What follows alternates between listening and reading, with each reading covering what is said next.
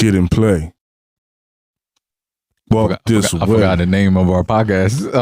What we thinking? What we thinking? But hold up, wait a minute, stop that. I need to focus on now, not that. Get your mind right and your money tight. Lately, I ain't been seeing no. What's going on, people? This is Influence. What we thinking? What we thinking?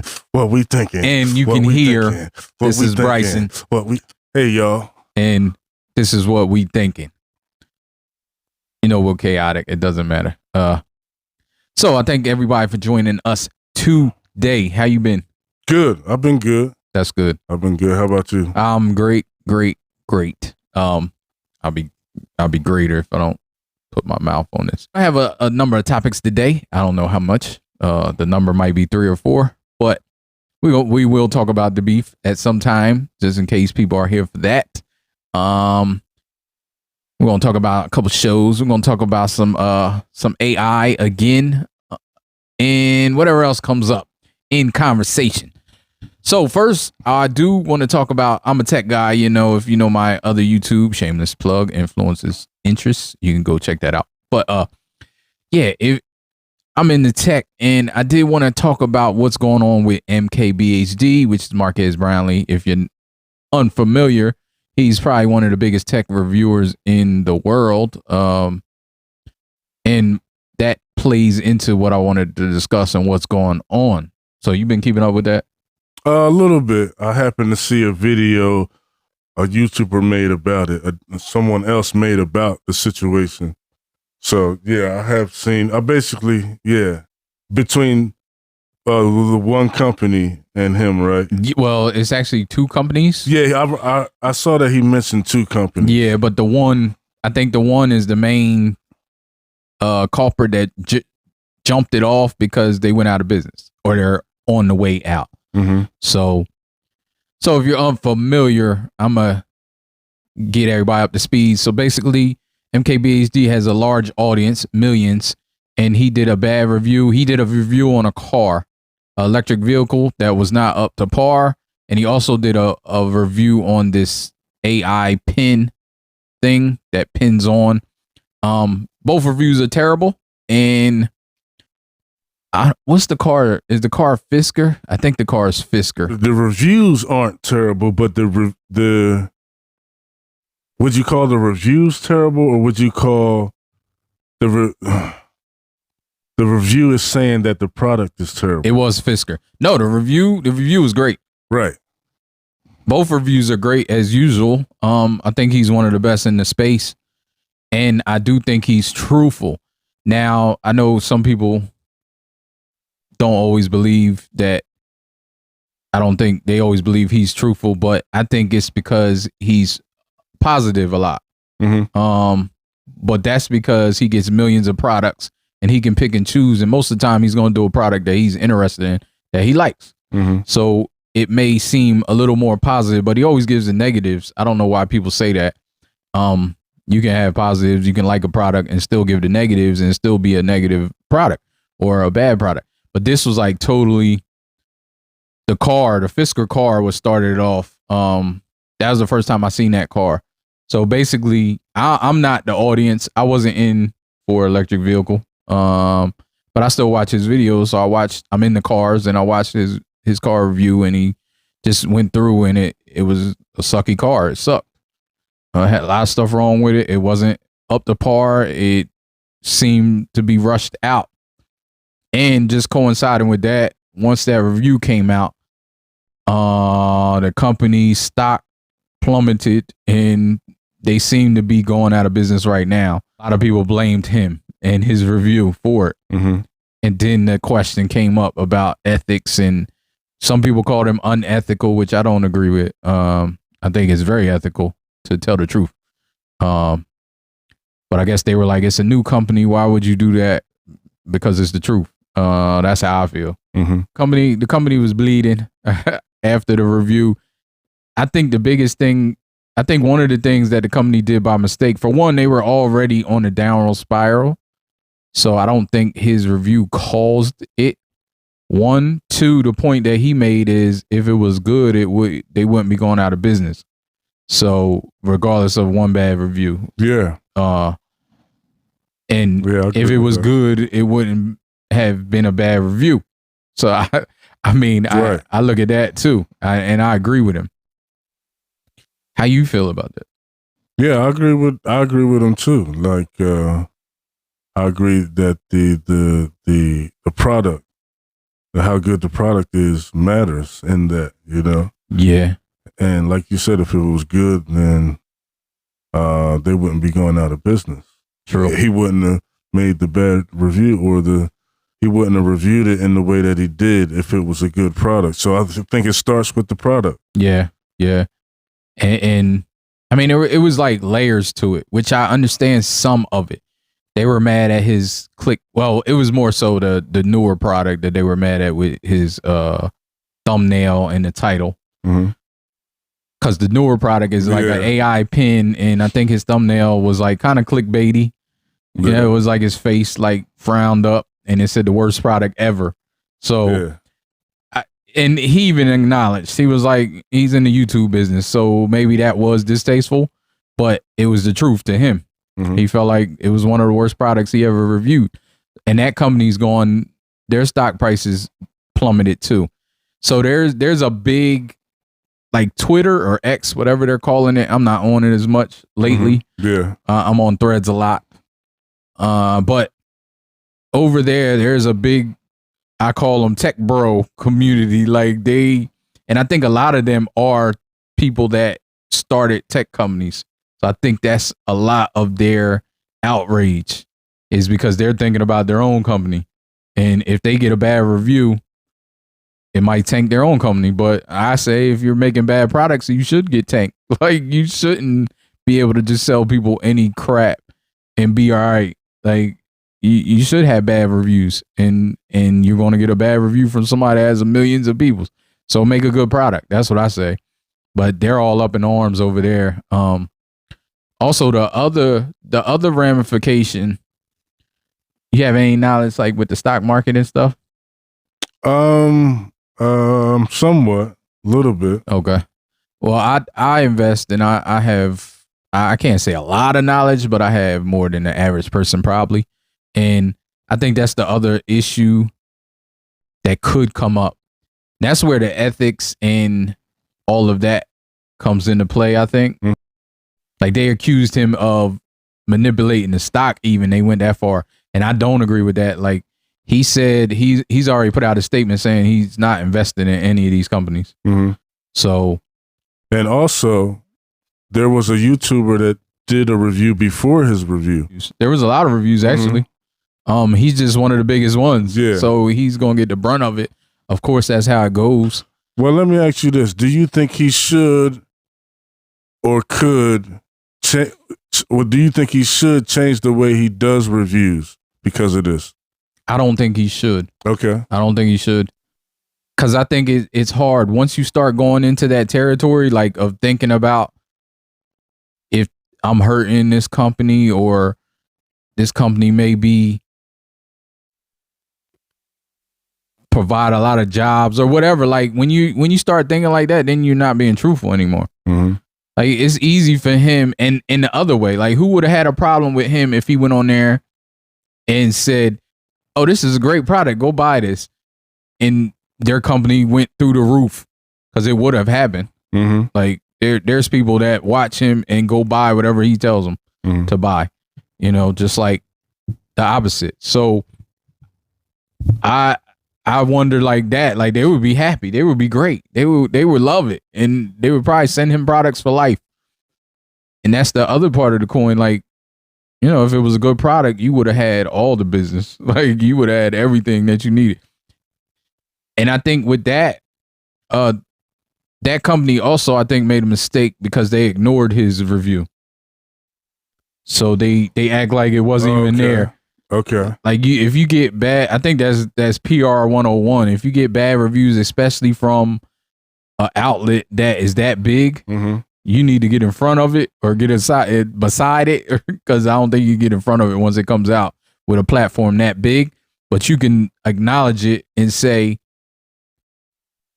okay, well, we're going to work on this, we're going to work on that, and we're going to see. That that saves face, not only as long as you're being truthful and you really will work on it. Like, I think that gives a lot of confidence in a company as well, where people might not be so quick to be like, oh, forget this company because he said this, if you come out like that. And I think he gave an example in the rebuttal that he posted a rebuttal. Yeah. Because he did a phone company, I think Razor. And he told him that the vibration motor was trash. Yeah. And then they invited him back still, which was cool. Because a lot of companies, I've been there on a lower level. Like, a lot of companies, you say something bad about them, you never have access again. So he's a person that doesn't need access. So that's a good thing to me. There's a lot of smaller YouTubers that are saying stuff that aren't true just so they can continue to have access to these products. This is your only job, and the name of YouTube is to be first. Like, that's the name of the game, to have the product first. So if you have access to these companies, you can get the product first. And there's a lot of people that just won't say nothing negative about these companies, which is why I like Floss as well, Flossie Carter on YouTube, because he don't care either. Like, that's just, I think it's more his personality, not to care, less than not being able. I don't think he needs to anyway either, because he has a big audience as well. But I think he just don't care. He don't care. He's gonna tell the truth, which is why I like him. Would you say that the more honest YouTubers are the more successful ones, or would you or the people that? Oh no, and that's okay. The other problem. Just it kind of plays into what I'm saying, like as far as having access. Like, if you give praises to a company's product that sent you the product, they're gonna send it to you again. They're gonna send you more. You're gonna continue to have access. You'll continue to have more range, more videos out there. You continue to have these products first, and people that are looking for reviews on these products will find your video because it's first. So that's the name of the game. That's why these bigger YouTubers are continue to be successful, because they do have access to a lot of products. Like somebody like MKBHD, they'll still send him products. Like, people, especially people that believe in their products, they don't care. Like, they wouldn't care. Even if they send him a product and he says something negative, they will probably send him another product. Well, wait, is that how this works? Did these two companies that he gave the negative reviews send him the products to review? Maybe. I think they did send him the product, because he just gets products. He don't ask for products. Like, he said he gets 200 emails a day. So, which is crazy. That's crazy. I get like 5 emails a day from companies. Maybe not even that. Some days I get 1. So for him to get 200 a day is crazy. Like, and that's his average. So yeah, some of these companies, and he'll let you know. Like, he'll let you know if they've provided the product. He'll let you know if he buys the product. A lot of times he'll buy it himself just to avoid this. Like, to avoid anybody saying anything negative. But he probably gets a ton of products in his PO box or to the studio. I don't know what he has to where people can send him stuff, but people will just send you stuff and won't even tell you. Like, they'll just send you, have a note in there, what it is, where it's from, please review it or whatever. Like, because they want him to, because even the negative is positive sometimes. Not in these cases, but a lot of times publicity is publicity. So it's whatever. I think a lot of people, I don't know if there was a big giant market for that pen anyway. Like, even if it was 100% great, like, I don't know how many people are in the market for that. Yeah, and it just, like he said, the phone does all of that stuff better than the pen. Like, way better. Why would you? Yeah. Like, why would you buy this, have an extra thing on you that you have to carry, and the phone does everything and better? Like, it doesn't make sense.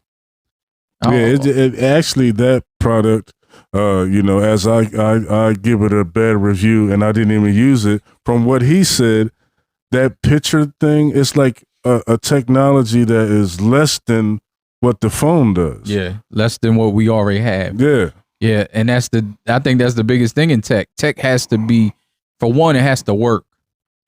Tech has to work. If you start a tech company, whatever you're doing, whatever your goal is for that product, it has to do that. And that's what I think. I don't think that product did that. For one.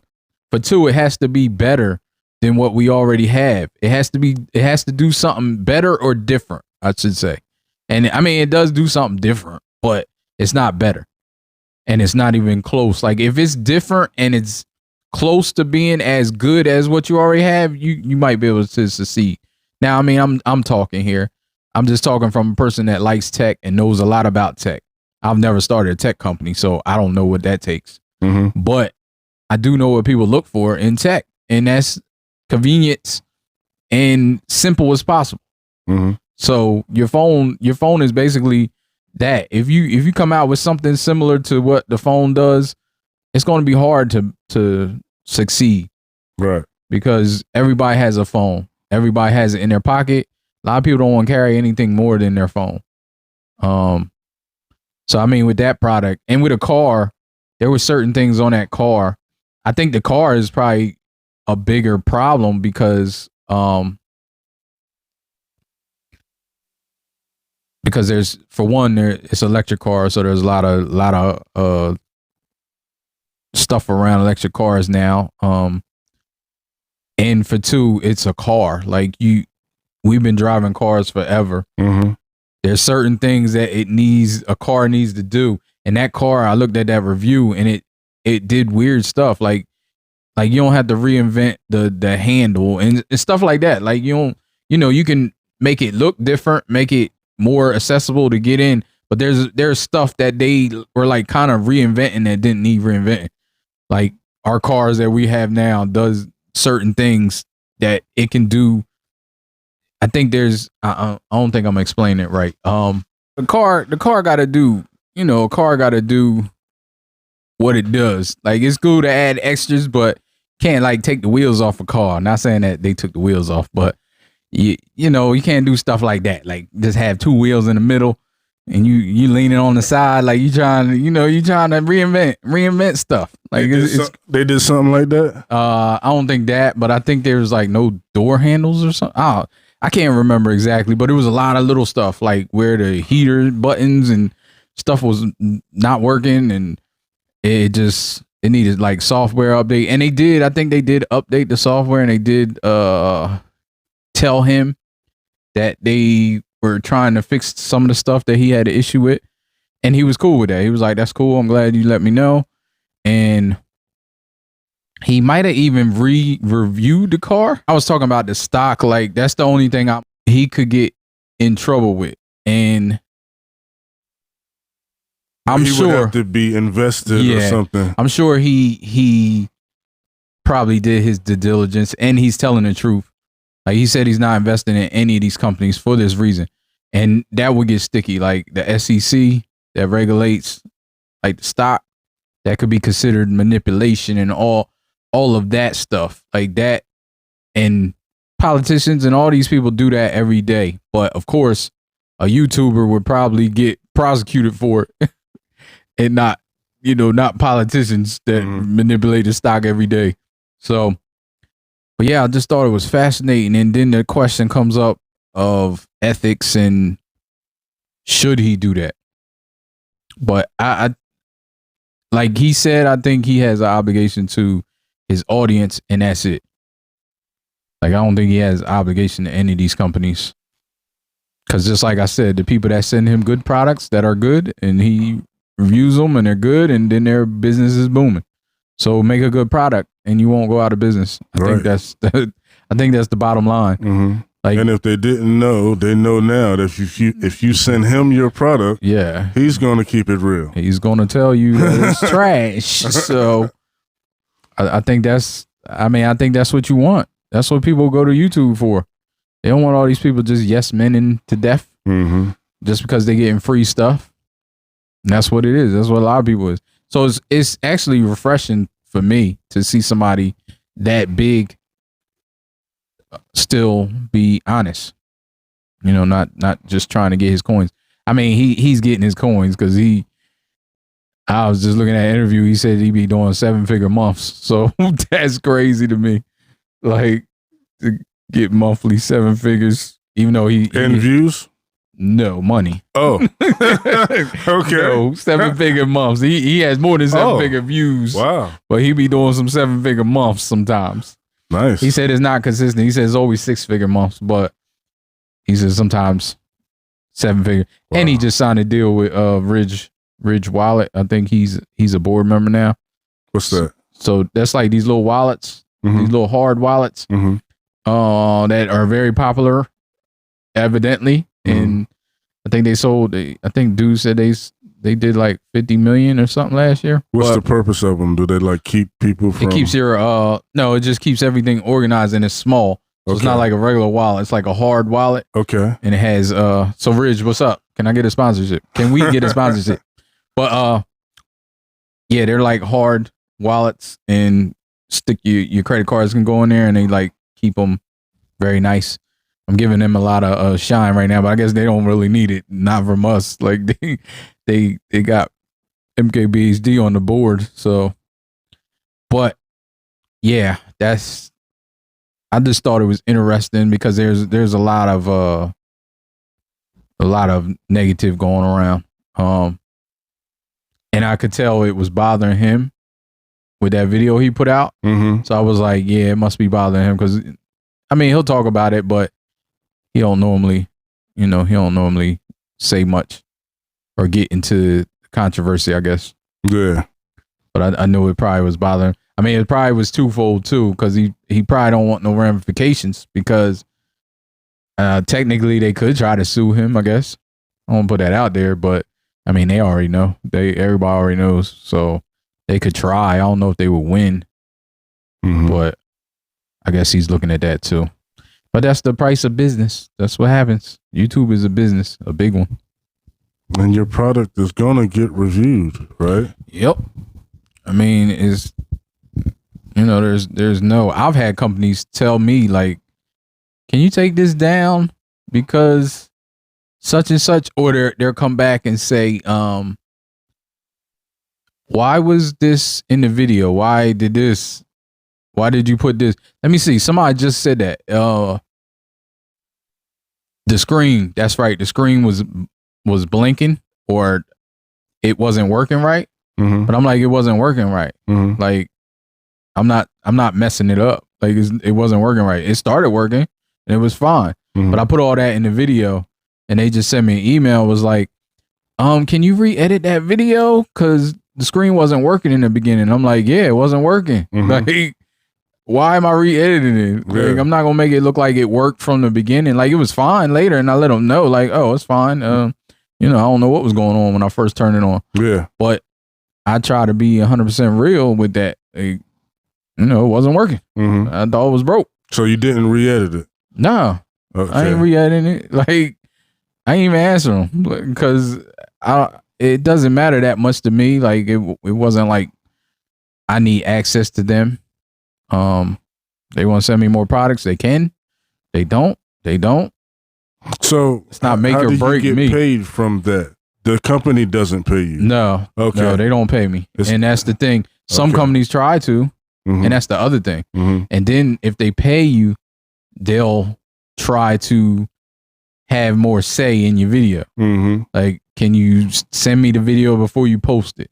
I always tell companies, the two things I tell companies is I don't do the buy and review and you reimburse me. Companies try that too. They try that with smaller YouTubers. So any of y'all YouTubers out there doing that, don't do that. Where you got to buy the product from Amazon, so it looks like you're a real buyer and they didn't reach out to you. You're just saying whatever because you want to. So I don't like that. That's a little shady to me because it tells Amazon that people are buying their product. Without. And I don't know how many people they're doing that to. They might be reaching out to 100 people like, can you buy this product? And then we'll just reimburse you and give you the money. I don't do that. I always tell people I don't do that. I don't do the buy. I don't do the money. I don't take money. Some companies try to pay you. I mean, it's not a whole bunch, but still, I'm like, I don't do that. Everything got to be me. I don't let you see the video before I post it. And whatever I post is what I post. Like unless there's been some times where I messed up, where it was a feature that I didn't know about because I didn't study the directions as much as I should have, and that I will.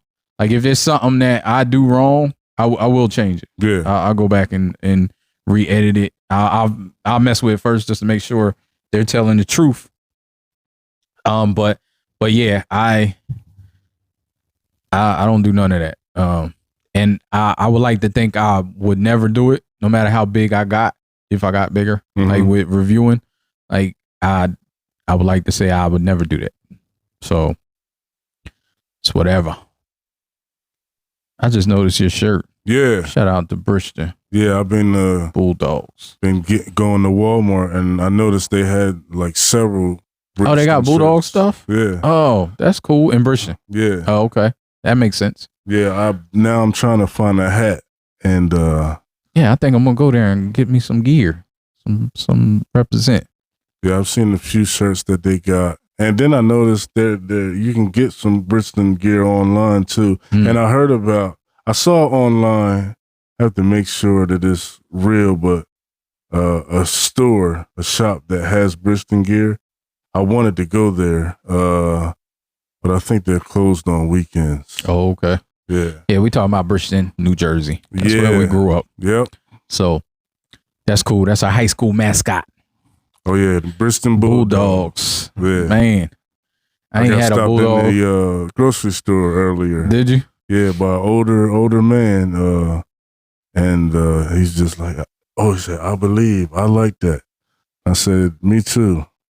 Yeah, I do. I like that too. Like, I believe. Yeah. What's that? Is that their saying now, or I don't know? Yeah, I don't know. I know that was like their. I mean, it wouldn't be basketball, but I don't know. It could be. It could just be on a different type of shirt. That's good though. I believe. Like, when you're playing the sport, I believe we can win. True. Like, gotta believe. That's the first. That's the first. I believe. First 1, thing. 2, 3. I believe. Put your hand in. Yeah. I'm riding with MKBHD. I feel he's, he's right in this fight. So I laugh because you call him MKBHD. I call him Marquess Brownlee. Yeah, I don't say his full government. you said when he first came out, that's how he presented himself, MK with the letters. Yeah. Okay. I mean that's his channel, MKBHD. So. Okay, and he said this is MKBHD. He always says it. Yeah. Okay, I don't know. And his logo is MKBHD. So okay. I don't know. For some reason, I call him Marquess Brownlee. I mean, that's his name. Yeah. That's his government. So, but yeah, I don't do his full government. But I mean, if I knew him, I would probably call him Marquez. Like, I would probably be like Marquez. And I've seen people like just say Marquez. Like, you know what's funny? It's like I recently discovered him. I remember. I remember when you told me. Yeah. Yeah, because I think he was looking for a phone or something. Oh yeah. He was looking for a review on a phone. Yeah, probably one of the iPhones, latest iPhone. And but I had seen he did an interview with someone years ago. I forget who it was. Maybe Barack Obama, the president. Oh yeah, he did a couple. But someone famous, and I had seen him, but then I wasn't familiar with him. But now I see that he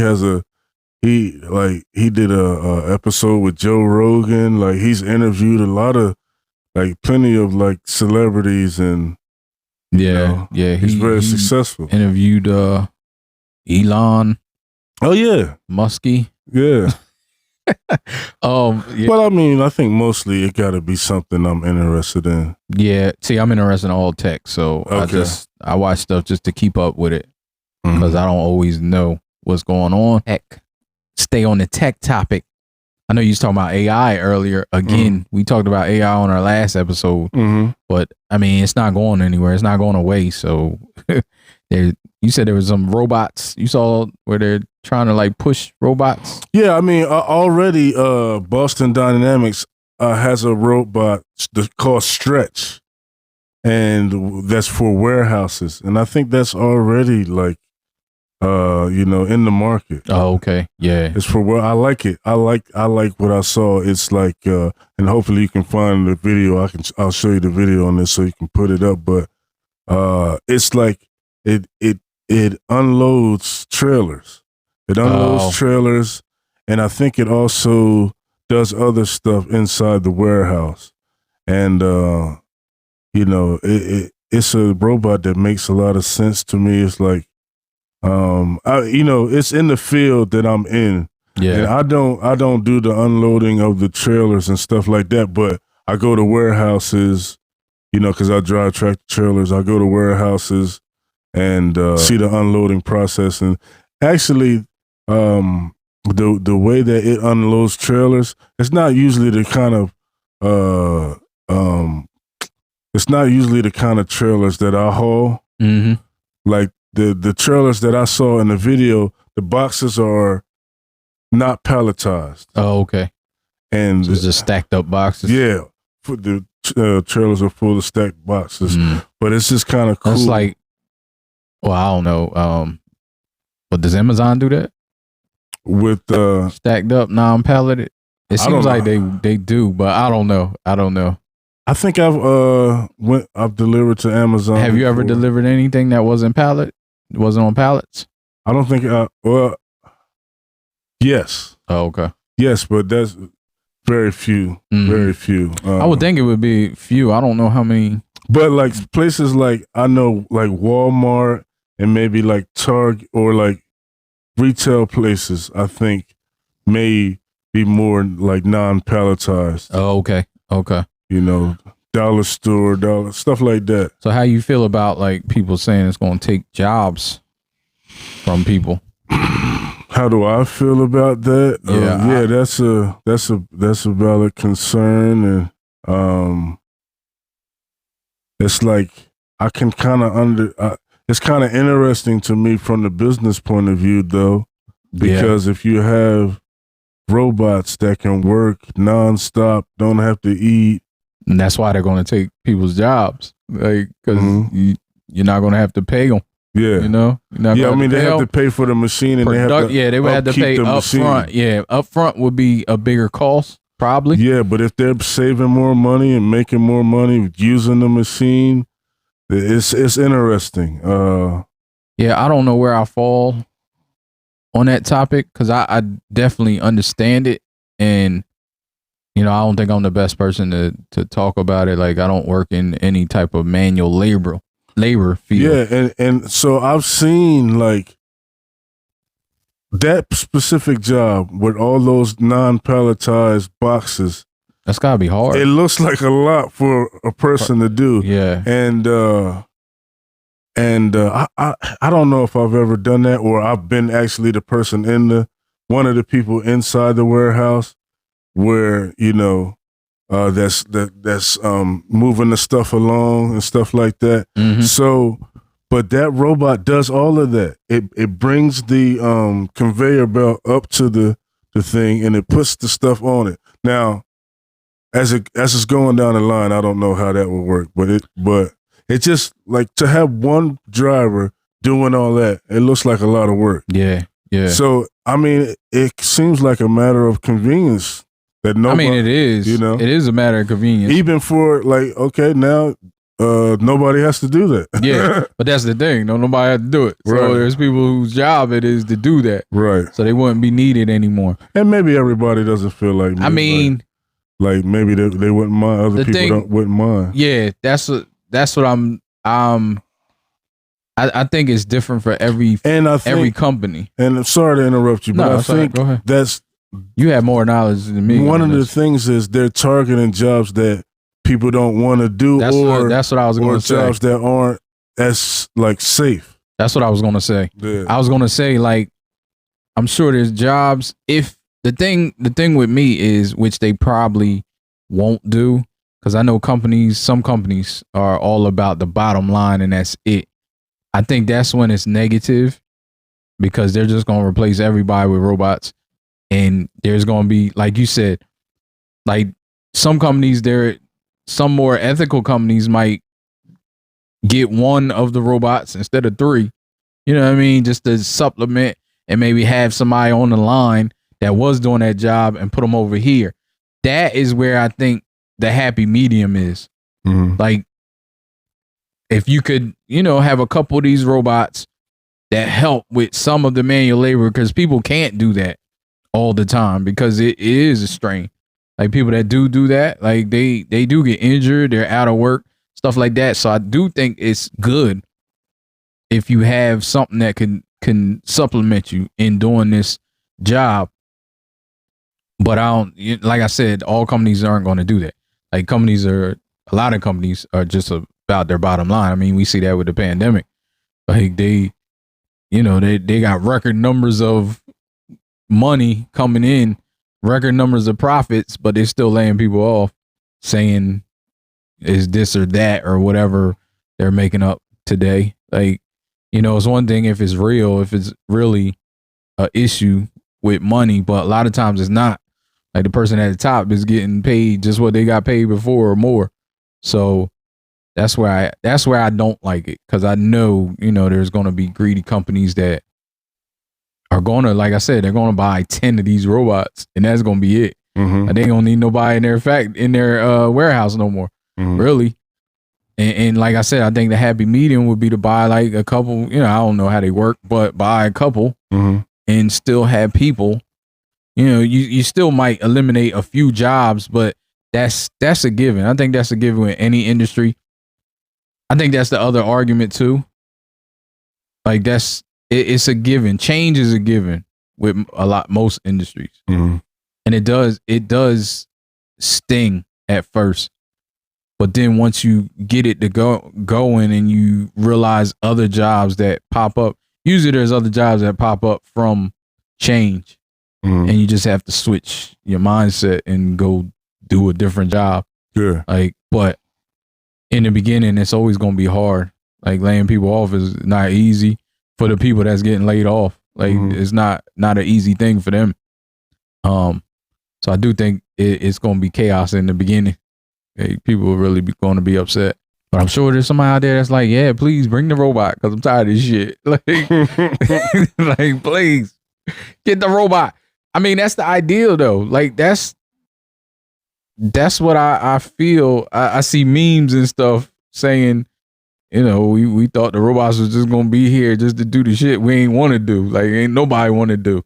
So that's the ideal, but they're not doing that. It's like the opposite. Like, they're bringing out stuff that they're trying to eliminate, like high paying jobs, so they can save a whole bunch of money. You know what I mean? Like, I see some of that. A lot of controversies too with this. Like, it looks like they're trying to get robots in the marketplace, I mean, other companies like Boston Dynamics, like I said, they have that one. And also, I think the Spot robot, it kind of looks like a dog. Yeah, that's out there. But that is $74,000 and like $800. Yeah, that thing crazy. It's crazy that there's people with that thing too. It does do some things, I guess, that are helpful. I saw that it can open doors and by itself, and I forget everything that it can do, but yeah, it's out there. Like, I think it's been used in some fields, in the police field, I think medical field. Yeah, that's where I'm afraid.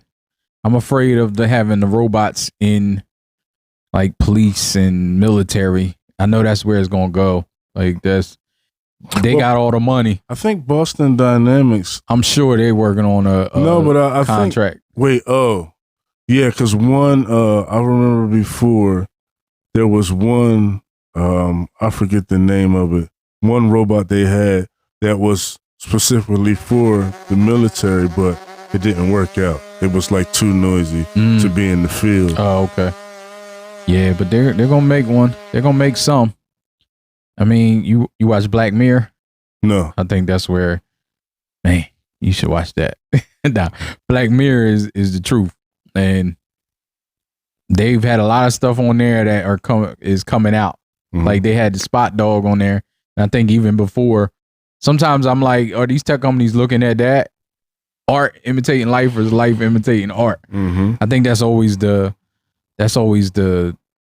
dilemma, because there's a lot of stuff that in the 50s and 40s that sci-fi came out with that they thought was going, and we kind of mimicked that. Mm-hmm. You know, kind of make stuff, cars, stuff like that. It kind of looks like that now, Mm-hmm. like futuristic, the roundness of cars and how they, you know, I mean, it's practical too because of aerodynamics. But I sometimes think about that, like, is art imitating life or is life imitating art? Or is it all the same? Like, it's just coming from somebody's mind. So, or, you know, are we thinking practically, or are we thinking the same way? Like, just because you're a sci-fi writer or a person making robots, like, you know, you might be thinking on the same lines. Like, Mm-hmm. I'm sure there are sci-fi writers that could be designers right now. So, Seeing somebody that you talking to through some type of device was on like TV way before. yeah. I mean, the smartphones. Jetsons, Yeah. like, just some of the stuff that was on the Jetsons we got, like robot vacuums, all that stuff. Oh, Like, yeah. you know, like it's funny. And that's where I think it thrives at, though. That's what I was saying before. Like, stuff, that's what I want. I want robots to do stuff that don't nobody want to do. Mhm. Like, don't nobody want to vacuum, really. They do it out of necessity. I don't know hardly anybody that likes vacuuming or likes mopping. Like, I don't know nobody. There may be somebody out there that Yeah. find it therapeutic, Yeah. but I don't know anybody. Like, I don't know anybody personally.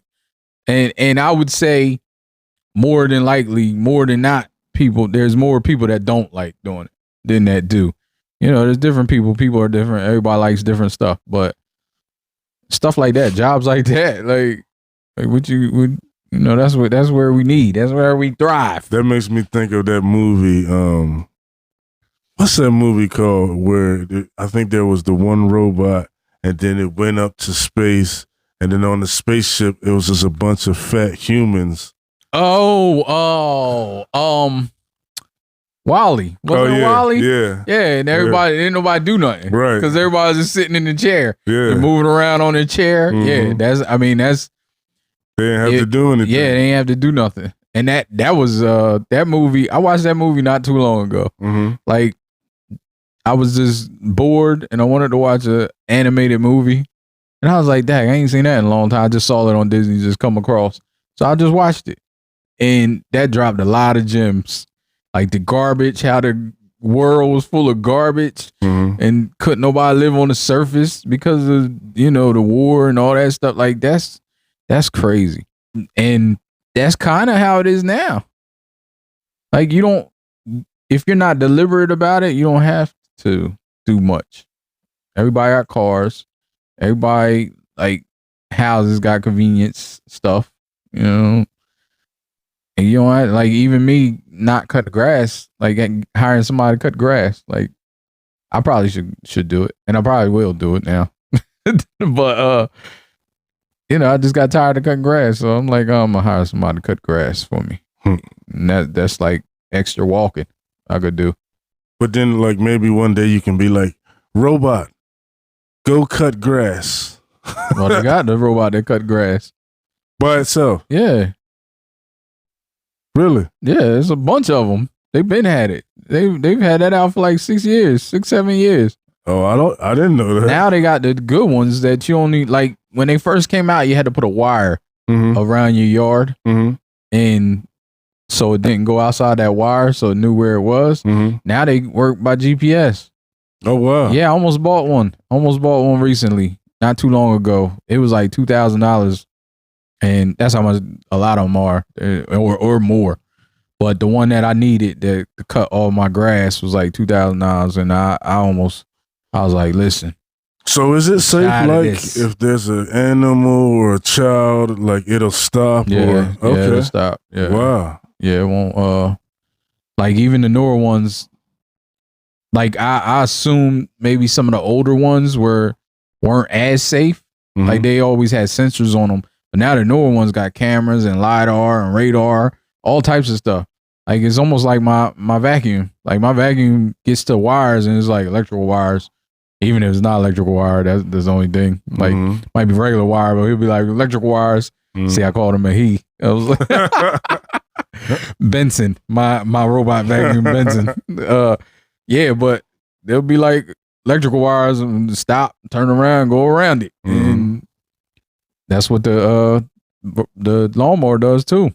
I gotta look that up. Please find the video and put that here. Oh, I will. I want to see that. I look up the Luba. Look up the Luba. Luba. LUBA. Okay. That's the one that I was gonna buy. And eventually I might still get it. Just for the back. I just need it for the backyard. Like my front yard is fine. I could do that myself, but yeah, the backyard I just get tired of cutting. It's pretty large, so it's a problem. I don't like. Sometimes I do like it though. Sometimes it's cathartic. I listen to my music, but sometimes there's a lot when it's hot and sweating and my allergies are acting up. I just don't want to do it. So I procrastinate on it all the time. I used to enjoy it. I used to cut big yards when I was younger as a kid with a riding lawnmower. Oh yeah, that's great. Had my Walkman, had my music on. Yeah, that's the riding. If I had a riding lawnmower, I'd be all right. And I mean, you could buy a riding lawnmower. I just don't have anywhere to keep it. Well, I mean, is your backyard big enough for that? Yeah. Oh, okay. Yeah, it's pretty big. Okay. But I mean, it's just I would have to put a shed back there in order to keep it. Okay. So I don't know. You don't have room in the garage? No, because we park in the garage. So we actually use our garage and actually have stuff in there already. It is stuff stored, but we actually park cars in there, so you can't park the thing in there. There's no room. There's nowhere to put it. Notice that I watched a couple of our other episodes, and there'd be moments you say something, and then I'll catch on to it a little later. Let's talk about the beef. Okay. Did you hear Kendrick's new song? Yeah. He dropped it today, I believe, which is Friday. We record on Friday, so you may not get this maybe a couple days after, but yeah, I heard both of them. Yeah. I mean, really, yeah, there is two. Well, yeah, one came out Tuesday. Wait, no. What's that? What day was that? Tuesday. Yeah, it was Tuesday. Yeah, Tuesday came out. And one came out this morning. So what you think about those songs? I don't like them. You don't like them? I don't like them. I can't say that they're bad, but they don't entertain me. Yeah, this beef is kind of like lackluster to me. And I've heard that a lot. And you know what? I think the people that are excited, there's a reason for it.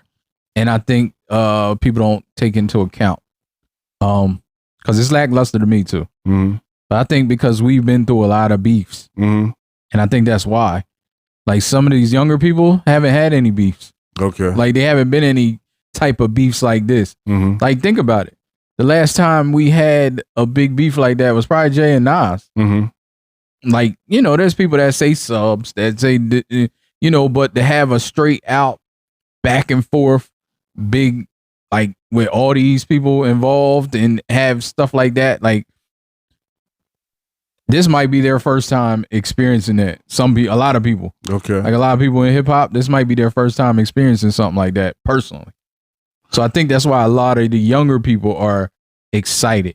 And a lot of the older people are like, is lackluster. That's just my theory. But Drake and Pusha T wasn't that long ago, was it? No, but I don't think that was a big beef.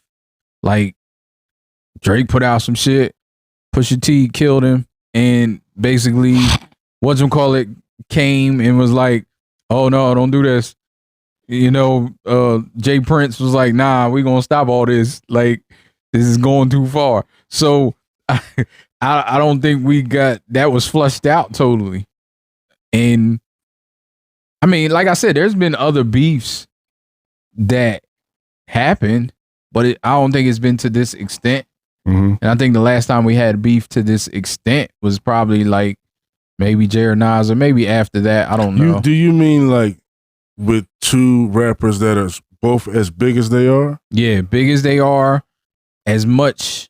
And not only, I mean, just the workings of it. Like it's their fame, the stardom, and also how many parts it is. Like how Rick Ross done been in it. He's big. J. Cole, he's big, even though he's like kind of out of it now. Not kind of, he is. But and all these other Quavo, like just even if they're not beefing with each other, adjacent, Chris Brown, like well, R&B that's a separate singer, thing, right? And that's a separate thing, and that is entertaining. That may be over now, but I think it's all stemming from the same though. Like, I mean, it dwindled down into Drake and Kendrick. No. Chris Brown and Quavo, that's a whole separate thing. I mean, it is, but it kind of, I don't think it's a coincidence that it happened now. Like I don't think they liked each other for a long time, but I don't think it's a coincidence that it happened now. I think the air is charged.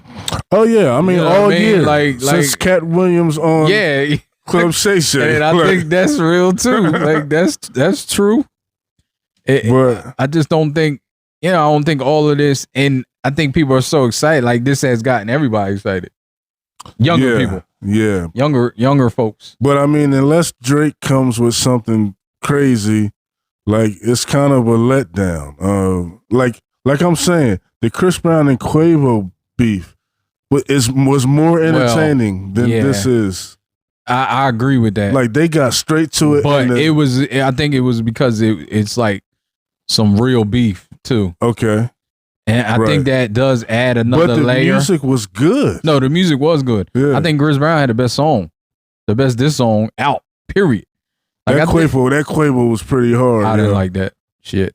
I like it, yeah. I didn't like that at all. It's pretty hard, though. But, yeah, I didn't like that. I don't think he has the rapping chops to deal with him. But that hook, take off on the hook, the beat. See, I think he came with the energy. I think he came with the energy. I don't care about and that. Like, it wasn't the rhymes wasn't bad, and he came with the energy.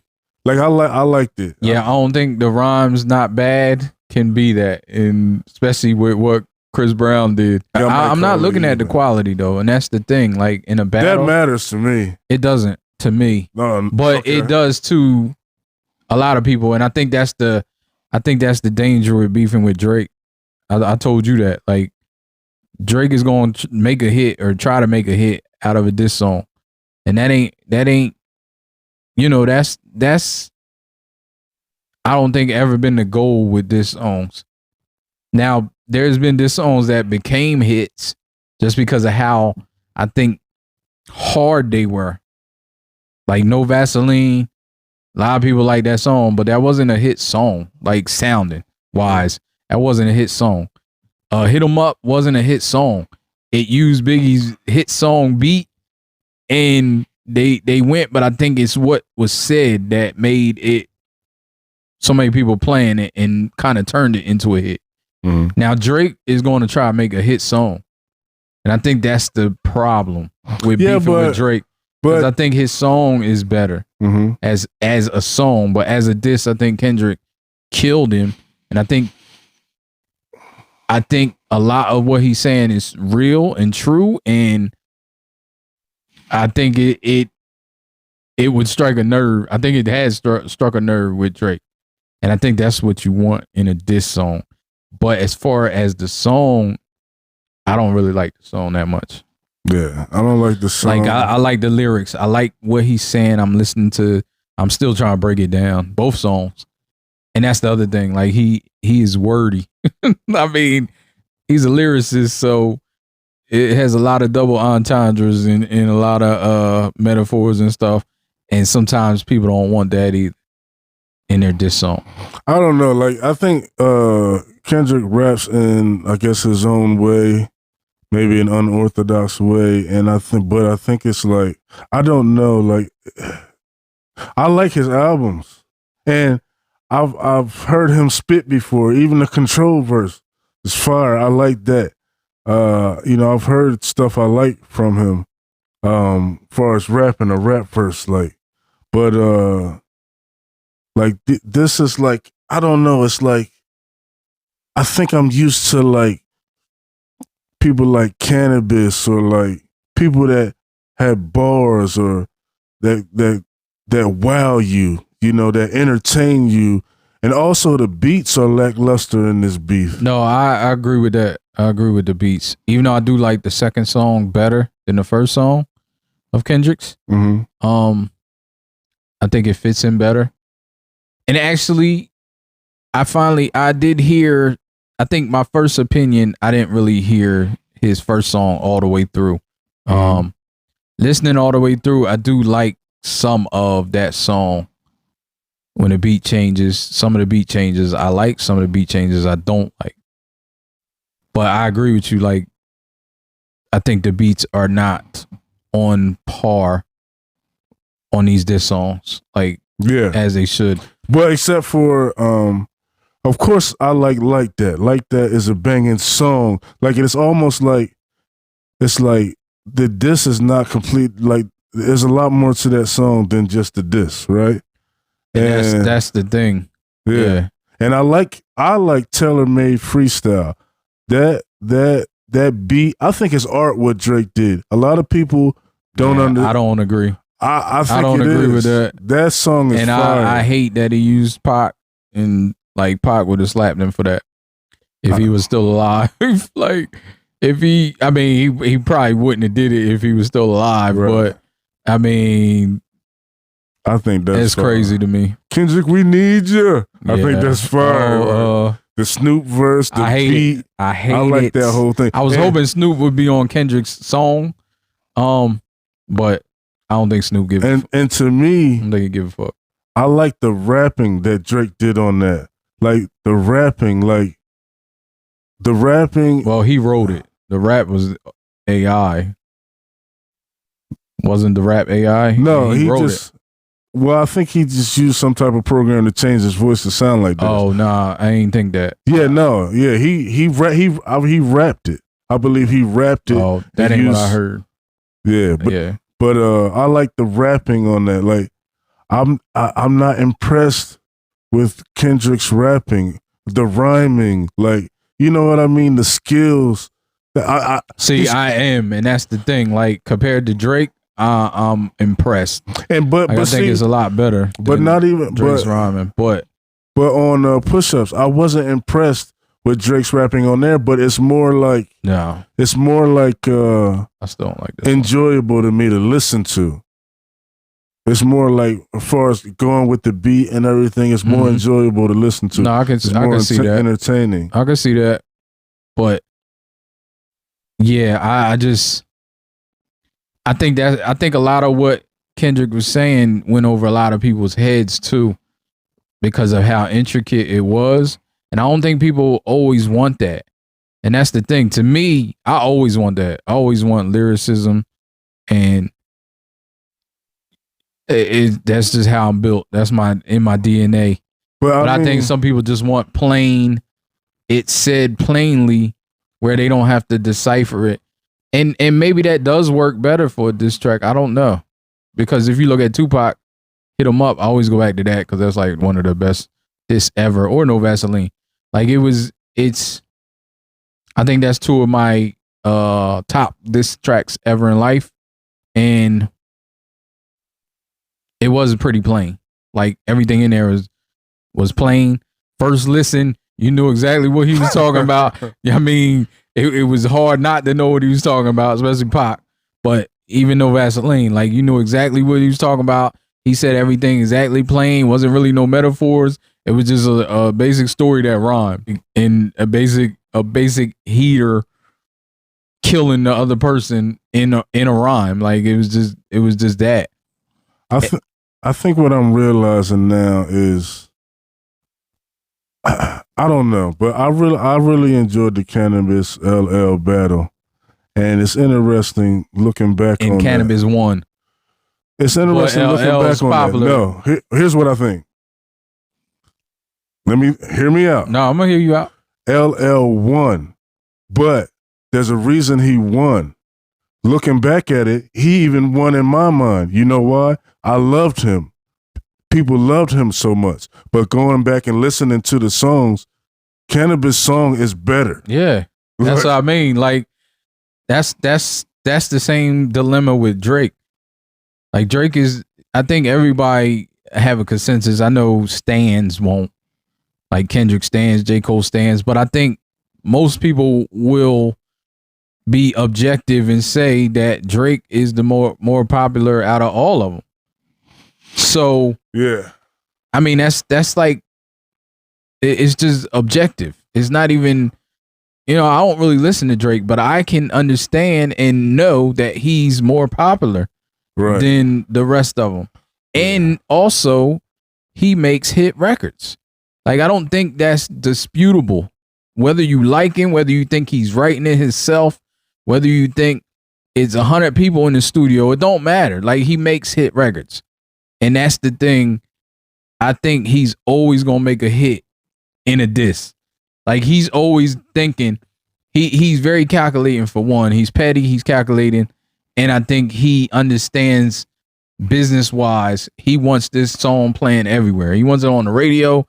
He wants it not just for the beef, but for his pockets as well. But I don't think that's the case. You look at Duppy Freestyle. That's him going. That's not him trying to make a hit. Even that, and in my opinion, I think it is though. I think he's always has that in his mind. Like, regardless of how it sounds, I think he's always having it in mind. And it kind of, I don't know. But I think he's always trying to make a hit.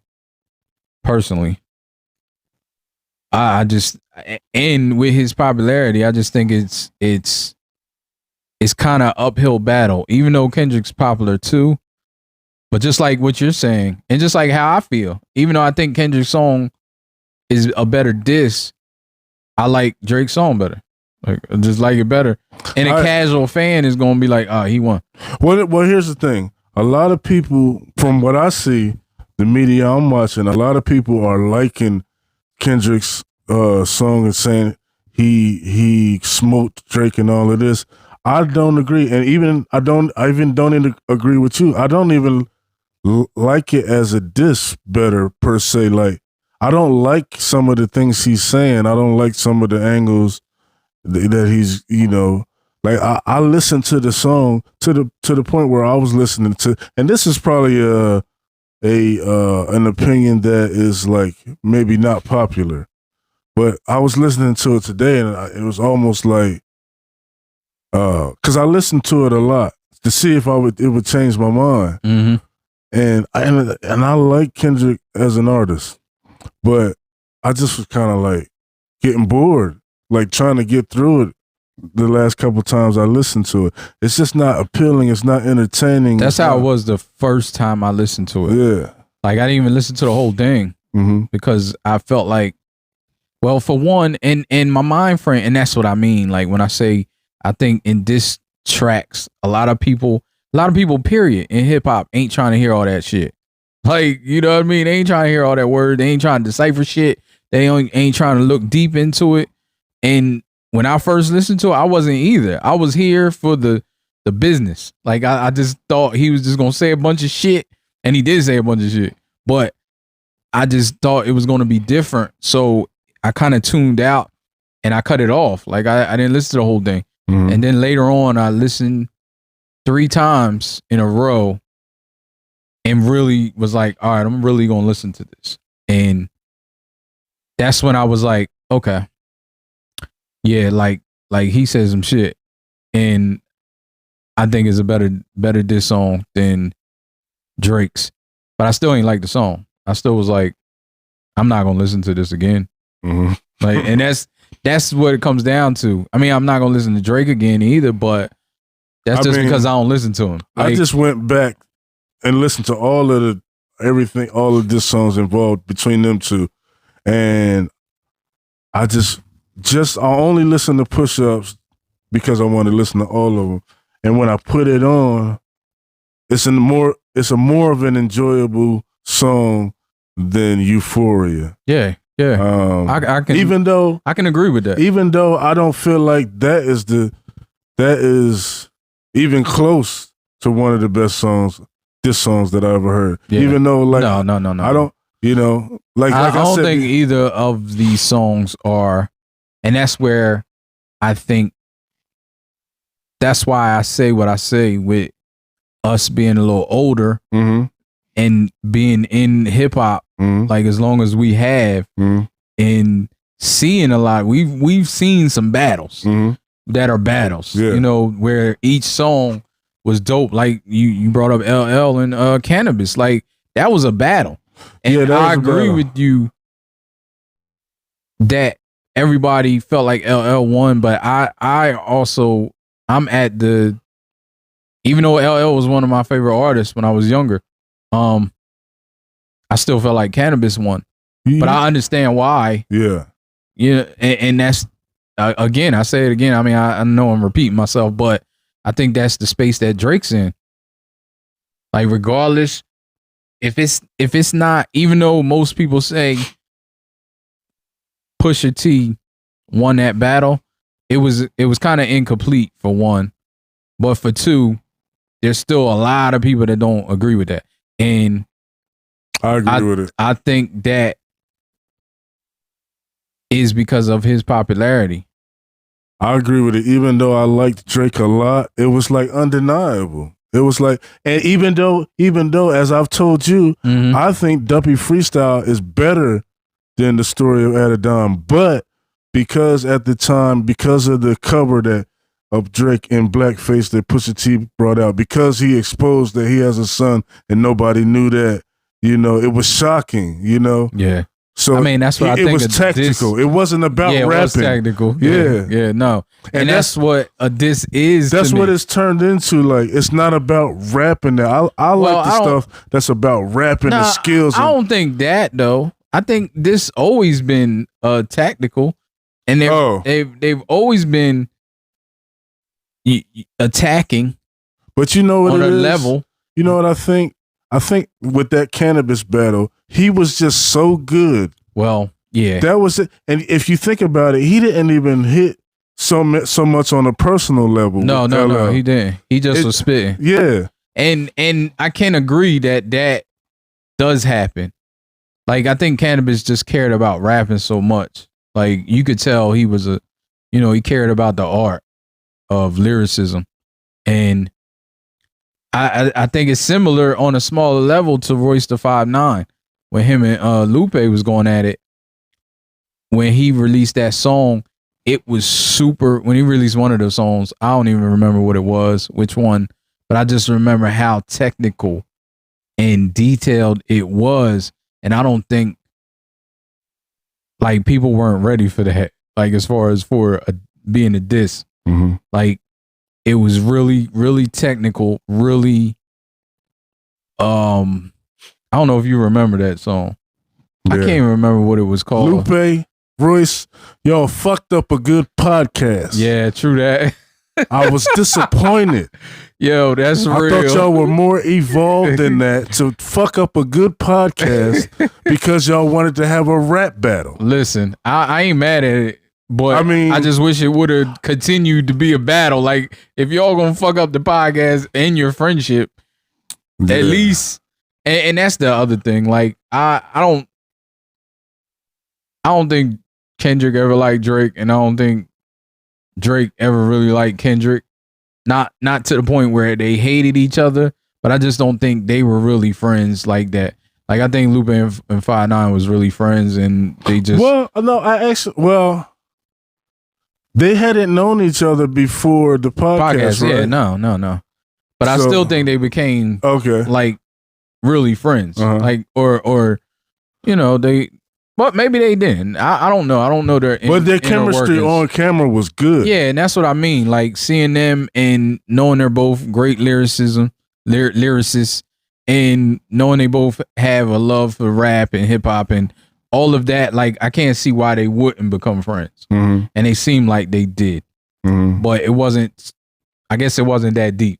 But and the live where it all went wrong, I can kind of understand, like, the way Lupe was talking, like, and then Royce responded, called him a bitch. Yeah. And then Lupe was You know, it was over for him after that. Yeah. And I can understand both sides. Like, but then like, yeah, I don't know. Maybe because Lupe started talking that way because I guess he had some feeling that somebody was trying to come at him, like trying to set up a battle, and he was just talking in general, but it kind of was including Royce. yeah. And yeah, Royce ain't like that. And the other thing that I didn't like about that battle, even though Royce is one of my favorite artists, I didn't like that he stopped. like he kind of did J. Cole before J. Cole. I don't think because the battle wasn't as big as J. Cole and Drake and Kendrick, like, but he basically put that song out and Lupe put a song out and he was like, I don't want to do this. But again, I understand. I think he was doing the same thing J. Cole did. Mm-hmm. Like, I think he didn't want to go there. Like, he didn't want to go that deep. As I've heard it described, Royce knew where he would take it. Yeah. And he didn't want to take it there. And I think that's the same thing that J. Cole was. You know, we touched on that last pod. Like, I think he didn't want to go where he needed to go to wow people. Mm-hmm. And that's the name. That's what I think it is. Like I think for one, I think we are jaded because we have been in hip hop so long. We seen motherfuckers get at it. Like I named, like No Vaseline was one of the hardest first diss I've experienced. Like that. I mean, we had Kool Moe D now I'm talking about back in the day. I'm really aging myself now. But and they were battle rappers. Like Big Daddy Kane, although them were battle rappers, and they came at people, they beef, Karis won, they all beef, but No Vaseline was on some otherness. Like that's the first time, and we was coming out the era, like just knowing gangster rap, you know, just realizing, just coming from, I mean, I lost my mind when I first heard NWA. Like, I was like, you hear what they saying? Like, you know, I'm like 14. Like, what are they talking about? Like, they talking about some shit. Like, this is crazy to me that they are allowed to say this on a record. Like, that was the first person that I can remember thinking like that and saying that out loud. But then we was coming off of that, and then hearing what Ice Cube was saying, it's like, Jesus Christ. Like, some of that shit wouldn't even fly today. You know, it'll be on, it might get him canceled, some of it, you know, some of the stuff he was saying. But regardless of how you feel, you know, I don't think he meant anything, but then again, you know, it's what it is. I mean, I think he meant a lot of the stuff that he was saying, but he said some, you know, he was saying some stuff that could be taken as some extracurricular, you know, stuff that'll get you canceled. I don't really want to talk about it, but I think the recurring theme in all the diss tracks that you may like, I may like, they were fire. They were fire. Yeah, but what was the reason they were fire? That's the thing. The delivery. I don't think. Yeah, I agree with you. Entertainment, but I don't think it was value. The lyrics. Like I mean, it was the lyrics. I don't think it was the lyricism. Right. Some is more lyrical than other. Yeah, but they hit. Yeah, they hit. Back to Back is not the most lyrical song, right? But it hit. Well, it was funny. It was entertaining. Yeah, and that's why it became kind of like a hit. You know what I mean? Yeah. Like, and that's what I mean when I say Drake's gonna make hits. Like, even if it's a diss song. Here's how I feel about this battle. I think I've heard people say that they wish Floyd Mayweather and Pacquiao would have fought in their prime instead of when they did fight. True. I think I see this the same way. Like 10 years ago, you don't think this would have been crazy? When, I don't think so. When Kendrick dropped Control, if Drake would have jumped out the window, and like, was that 10 years ago? Might have been more. Wait, no, serious? It might have been like 20. Yeah, about 10, I think. I think it was like 2012, 2013. Jesus, if I'm not mistaken. I'm getting old. Yeah, I think it was about then. I didn't realize it was that long ago. Yeah. All right, well, I can agree with you. That would have been highly entertaining. But I don't think that was their prime. I think they're starting to peak now, or a few years ago. not Okay. 10. Like I don't think. I mean, J. Cole, he's speaking. Even though we all know how the battle went, I don't think that takes anything from his skills. I think he's peaking now. Mm-hmm. And I don't. And I've heard the fall off. I've heard people that heard it say that it's some of the You've best. heard the fall off? No, I have not heard. I've heard that people that heard it said it's some of the best rapping they've ever heard. Okay. And period. Like that's just one statement. But that is some of the best stuff they've ever heard from him too. Mm-hmm. I mean, naturally, if it's some of the best rapping you ever heard, like it should be some of the best stuff but they're saying everything, the beats, the rhymes, was some of the best stuff they've heard besides the rapping. Mm-hmm. Just a few people. I mean, there's only a few people that I'm sure heard it in its entirety, but I've heard a couple people say that. So, does any of this give you shit? Like you used to? None of it, but I think it's our age. That's where I fall. Period. I would say that. I was gonna say that. I'm not gonna say I was gonna resign to that.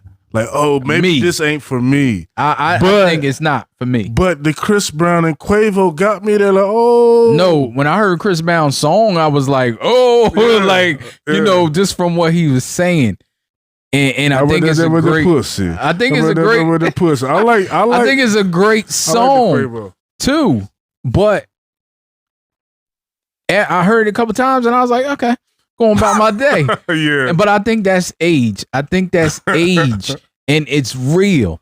Like, I don't care how much you want to be like, I'm not gonna let age affect me in how I feel about certain stuff. Mm-hmm. I'm not gonna lose touch with certain things. Okay. It happens.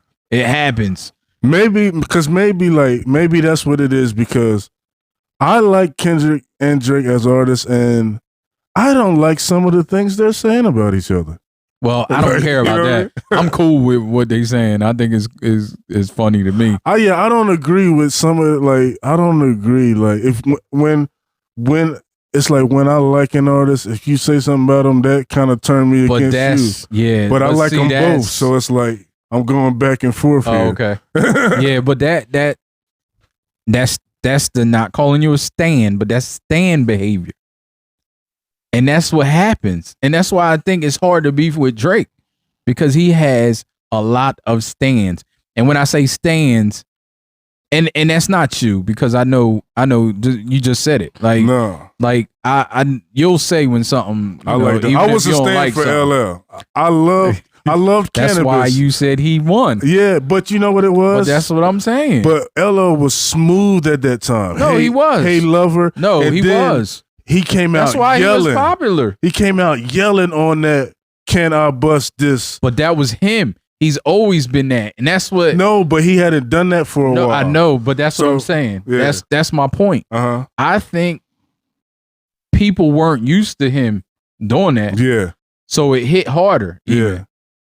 Even though I wasn't looking at that, because I'm like, that's him. That's it's kind of like, I want you to win. Like, you're my guy. No, that's what it is. Yeah. That's why I say stan behavior. Yeah. And like I said, you're not a total stan. You're not where you just not objective. Yeah, you can be objective. Yeah, I've heard you be objective, and I've heard you say in two breaths the same. I still like him. And that's not stan behaviyor. Yeah, but that's feeding into stan behavior. Even our past. But no, with that, I was total stan of LL, because I loved Cannabis too. But it's like, it was like, nah, you can't. This is my dude. Like, no, but Cannabis and Cuzzo, he was like, nah, Cannabis, we got that. Cannabis. Yeah, I remember he always was like, Cannabis got it. I mean, he was just a Cannabis fan too, but he might have been standing for Cannabis. Oh no, But he was right. He was right. He was right. Because I felt the same way. But that's my point though. Like with the stan behavior. Like there's people out there that don't care what Kendrick said. Don't care. They're like, he lost. He mentioned Drake. He said something about Drake. He lost. And I think And on that's the, but on the other side and now, there's Kendrick stands too. yeah. No, there's Kendrick stands. And I'm hearing a lot of it on Kendrick's side. I do hear like Funk Flex, he said he got Drake up. And I don't know if I'd say that. For me, I think they about even. For me, I think they about even. To me, my personal opinion, I like Taylor Made freestyle. Yeah, I don't agree with that, but I like that. I feel you. What you got, Kendrick up? I got Kendrick up right now, yeah. And you know what it is? He got two songs. Like, and I'm not standing. I'm not standing nowadays. Because last podcast, I got Kendrick. Yeah, you did say you got Kendrick up last podcast. But now it's like... And I don't know how that happens. How you don't have Kendrick up and then he got two more songs. I don't like them. I know, but they don't still like, so they're even if you don't like them, you still feel like they're trash. Like ain't nothing. I'm not going to say that. I can't say they're trash. I'm just saying off of numbers, but because you can say you like that, but again, that was one verse and whatever. That's a whole song. So I don't really give him an edge. I don't give Kendrick an edge for that, even though I think that's the best thing that came out between the both of them. Yeah. So I look at that, and then I see Drake's song. And I mean, I like his song. It didn't wow me, of course. None of this stuff did. So get that out of the way. But yeah. So he put out a song. It was good. It was saying some shit, and I was waiting for Kendrick to respond. He responded. I think like I said, I think the song is better. A lot of people are discounting. Maybe they are tied. Maybe they are tied. Okay. Maybe they're tied. Because just working through it in my head just now, I think Drake's song is better, but I like what Kendrick saying better in both songs. So I don't know. But I think Drake's song is better than both of the songs as far as just overall song wise. It's definitely a more entertaining listen. Yeah, to me. it is more entertaining, and that's the thing. Like, that's what I mean when I say he's gonna make a hit. He's gonna make it entertaining.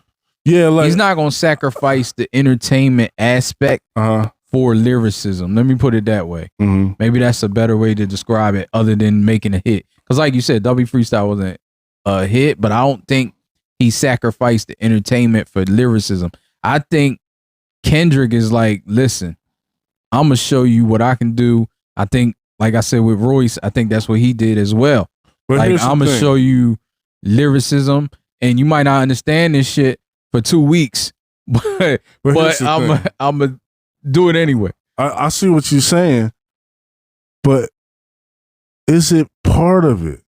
You know, are people discounting? I think that's entertainment value. No, I think that's a valid question. That's a valid question. It's just like asking similarly your top 5. I think that, you ask anybody their top 5, they're going to use different criteria for that. Like, I have multiple top 5s because of that. Yeah. Like, I have, I have my lyricist top 5. Okay. That got like Nas, Black Thought, Royce the 5'9", sometimes Eminem, Jay-Z, he's more pushed out with some of the lyricists that I like. But people would look at that, like, I got a shirt with, what is it, Nas, Rhapsody, Redman, Royce the 5'9", and Black Thought as my top 5. Now that can change, but lyrically, I think right now they're my top 5 people. But if you ask me influential in the game, like, Tupac's my favorite rapper ever, and he's not on that list as far as top 5, just because. But then other times you tell me top 5, and I'll be like, Jay, Nas, Biggie, Tupac. Like, it's like the top 5, the normal top 5 that people say, Or you ask me again, and I'm like, Rakim, KRS-One, Big Daddy Kane. Like, that's my old school top 5. Even though I feel like they could, like, Big Daddy Kane, definitely. Big Daddy Kane could hold his own with anybody now. I believe back then, comparing him back then to now, not now as, as he, even though he can still rap. I heard something new he did not too long ago. But in his prime, I think you could put him, Big Daddy Kane, against anybody. Cool G Rap, you could put them against anybody now, like in their prime. Okay, so it's hard to say, but did they make hits all the time? Big Daddy Kane has a few. Cool G Rap didn't make that many hits. He was more street. So, you know, what are people gonna say? Say he battled Drake. He would probably destroy him lyrically, but I'm definitely sure he would lose.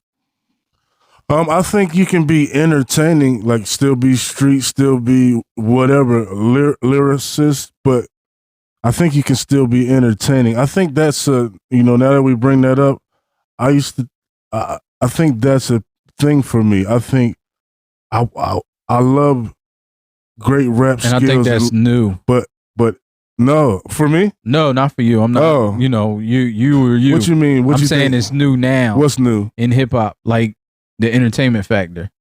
I think it's new. I think it's always. Nah, I think it's always been there. Newer. I think it's newer. I think if you go back, popularity is one thing. Even with the LL battle, I think that's more about popularity than his entertainment value. Because I think if Cannabis would have been more popular, he still could have did the same thing he did and won. And I think in that regard, I think definitely Cannabis' song is better lyrically, better rapping wise, and more entertaining. Well, to me, it's more entertaining just because it's a wow factor. Just because it's the rapping, that makes it entertaining, and then the beat, the beat too. Well, that's what I'm saying. Like, I don't think it's necessarily a more entertainment type song. It just entertains me more, because of the lyricism, and but however you get there. The more the entertainment, but that's why I said it's new. We'll go back to the very first battle. Who got the crowd excited enough, or who said something that made the people laugh, or who said the hottest thing, or however they did it? There was some entertainment value in it that sold it, that was better than the other person. I think it's always a part of it. Well, I think you're right about that it always was a part of it. I just think what entertained people was different. Let me put it that way. Okay. That's why I said it's new. I don't think the entertainment factor is new. I just think what people were entertained with is new. I think nowadays people have shorter attention spans. And maybe lyricism doesn't matter as much. Yeah, lyricism doesn't matter because they don't even care if he writes it. Like, that's the thing. Like, they don't even care. Like, to me, and I think to you, I don't want to speak for you, but if we found out that Drake ain't write none of the diss, it would be trash. As a diss, you gotta discount you don't write. Yeah, like it's lost. Discounted. It's out. Yeah. But I don't think everybody feels that way. I don't think, and I think that's new. I think that lyricism is new. Like, people not, and when I say new, I don't mean like a year old, 2 years. I mean like the last 15 or 10 years. You know, people just don't care about lyricism like that. There's people out there that do, and there's artists that are. I mean, all these people are lyrical. You know, regardless, they've been lyrical and they have been lyrical. So, but this is it. Like, this is the last of the real hip hop. To be clear, to be for real. Like, I think this is the last of the superstars in hip hop, because hip hop's going down. Whether people want to believe it or not, I don't think it's going nowhere, but it's not what it used to be. Like, you can't name anybody coming up that's like, oh, they about to be them. Like, you can't. I don't see anybody. Like, I don't know if there is. There may be, you know, and I may be proven wrong with that. Like, that's just my opinion. But I feel like this is, like, they are some of the last big people, like, selling out stadiums type of hip hop artists. Like, I don't see anybody coming up and doing that. So it's kind of sad to me that I feel that way, but it's just my opinion. I do. Let me ask you this. Kendrick Lamar, he may be a lyricist, But rapping wise, when you hear, like, Kendrick Lamar is, like, don't get me wrong. Kendrick Lamar has like touched me, like, far as like, I know on the Pimp a Butterfly album, like that Negus, you know what I'm talking about? Mm-hmm. That was like mind blowing to me. Negus Like, from, and see, you didn't know that. I knew that already. okay. But, you know, that's just from researching and stuff. Like, I used to be heavy into, you know what I mean, African American studies is my minor degree. So, you know, I already knew that, but it's cool that he exposed that to other people. And I do like that, him as an artist. And people call him fake deep. I don't think he's fake deep. No, I don't think so. People do that with Nas. People did that with Nas. Just because you talk about different subjects, like, don't mean you're fake deep. Like, you can care about everything at once. Mm-hmm. You know what I mean? You can be a lyricist. You can just rap. You can just say you the greatest. You can be braggadocious. You can have educational songs. You can have party songs. Like, you're a person. Yeah, people are I not like monolithic. That. Like, that's one thing I hate about, I think, all things. Like, people are not monolithic. Like, you're not all one thing. Nobody is. So, I mean, they used to say it with Nas, with because they're like, I mean, even Jay said that. Like you confusing us. Yeah. Like, with the is it Uchi Wale? Yeah, is it Uchi Wale or one mic? Like, I can't even think of that. Damn, that's sad. I couldn't think of that line. But is it Black Girl Lost or Shorty for Ice? Yeah, and it's both. Like, and it can be both. Yeah. Like, yeah. I think that's what makes him great. Even though that is like contradictory, right? I mean, it's not really. It's contradictory to the concept is contradictory, but not to the human experience. We've been that person, you know, right. both sides. Yeah, probably a lot of people, you know, have been both sides. Mm-hmm. Like, it's easy to be into something and care about something else, you know, or, you know, something. I don't even want to ask what you laughing at. No. It just made me think of how even that song that we talking about, is it Black Girl? What's the name of that song? Black Girl Lost. No. That Jay-Z said that on. The Jay-Z song. I think it was on Blueprint 2. Yeah. That song is fire. Yeah, bro. that song is fire. That's not a hit song. That sounds good. It's entertaining. He's going in like he sounds good.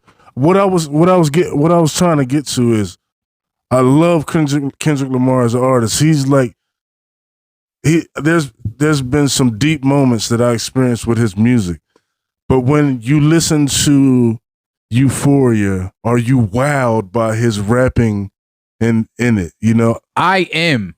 You are. Yes, I am, and that's the thing. That's why I said I like what he's saying. Like, I like how he put it together. I like the structure. I like the unorthodox structure in some of it. I like the lyrics. I like what he's talking about. And I agree with some of it. But as a whole, the song does not hold me. Like, it just doesn't. It's not, it's, I don't know. It's not entertaining me, for one. Like, I don't really care about that. But when there's not other stuff there and that's when I care about it. Like, it's too much stuff that's not there for me. I think that I'm a fan of like compounded like rhyme schemes and like just stuff that I make like this. But you don't hear that in that verse? No, like, it's a lot of, I don't want to. No, I don't. It's a lot of like. I mean, it's plain stuff. And also, I know that. Also, what I know about rap is sometimes the best way to the point in making somebody feel something is not the most complex way. No, it's not. And I think we talked about that a little bit earlier. But I just, to my like rapper ears or my loving of rap, or even when I used to rap, it's just not like. You know, it's not it's not impressing me. The song's not impressing me. His way of rapping, maybe it's just unorthodox, maybe, and it's just not entertaining but I like hearing him on his albums. And I like listen, for example, Control, his energy on that and the way he was spitting that was on a different that was a different song. Like he definitely and he was doing that and that. You know, he was doing the complex. No, this is not like that. If you listen to the two, he's not rapping. I don't think he has the same energy, but he's rapping complex. Like it's a lot of complex stuff in there. No, but I mean, the rhymes. He might not have the rhyme scheme, and like, I think that's what maybe it is for me. Like, but it's not what I used to call spitting, to where you really getting off, you killing it. Like the rhymes is crazy, and the metaphors, and it's landing, and you like, woo, like it's blowing your mind, like.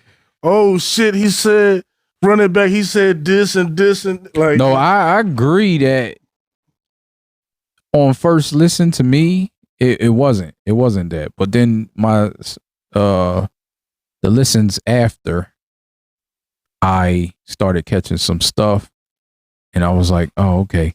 But I think a lot of people also are like, it don't matter. Would you agree that now it's more about what I say about you, what I expose or whatever, than it is about the art of rapping? Well, I think it's always been Pusha that. T kind of. It's always been that though. It's always been that. I always go back to No Vaseline because it's just one of the most vile diss tracks I've ever heard. And I mean, just everything he said in there. Maybe it's just like he just exposed, you know. And some stuff I don't know. I don't think Jerry was fucking easy for real. Like I don't think that. But you know, it's a metaphor. But the way he said it, it was like it was happening for real. Yeah. You know what I mean? So I just it's just what it is. Like I'm gonna have to go listen to that. I may have listened to it once. Like it was before I was tapped in, you know. Yeah. No, I can understand. I was listening to Kid and Play. Yeah. You know what I'm talking about? Ain't gonna hurt nobody. We dance now. I will. No. That house party. I thought that was ill. They rap better than that. I mean, it was. But I think it was the energy again. It's different. Entertainment value is always a part of it. Even in that, them going back and forth. And I think they were entertainers. Let's go. Let's go. We the only podcast talking about Kid and Play rap battle and house party. Beef in the house party. Kid Play was solid, yo. Play was solid, but they were both nice. But Kid got him. They were both nice. But Kid got him though. Right? You know what? It's a lot of people who sleep on a lot of old school because of how. No, but I mean, it was structured. Yeah. Oh, just in the battle. Yeah, in that battle. Like he said some. Yeah, I Play mean, was hard. It was cool. It was entertaining. It was pause. It was. It was cool though. It was like I said. It was entertaining. It was It was dope. It was what hip hop was at that time. Like you want to bring up Kid and Play? We can talk about. I remember that. Yeah. Boy, no smoke, and it on to be. And it isn't, and it ain't never going to be. I don't even remember that. And when you rhyme, there's lots of bull. I remember that line, but I don't remember how that go. I remember the whole shit. Man, I think I saw that in, I don't know how long. That might have been 30 years ago. Don't kid around. Come with it, boy. Don't even hide your best. Because Kid fell back was describes your best. We about to get a strike. It's like, no, I'm just playing. Nah, we should be good. Battle the evolution of the battle. This boring ass motherfucking battle. Like step it up. This like boring battle. Where's the like? No, but I can agree with you. Kendrick that is being him. It's not where it should be. Kendrick is being him. I see that, and they're both stepping up to the plate. And it's like Kendrick need to go back to Metro Boomin. You know what I mean? Both of them need Metro Boomin for these beats, Well, for these that's the thing. for these songs. That's the other thing. Because I actually think Rick Ross' song is more entertaining than all these songs. Even though I wasn't really feeling it. I don't like the white boy angle, but I wasn't feeling it. I don't know. I don't really like that either because he's not all white, but I understand more what Kendrick is saying. And I think that's real true. What's that? I don't like, I don't agree with what Ross was doing. No, just about like I believe he does have some, because I think we all do, identity issues.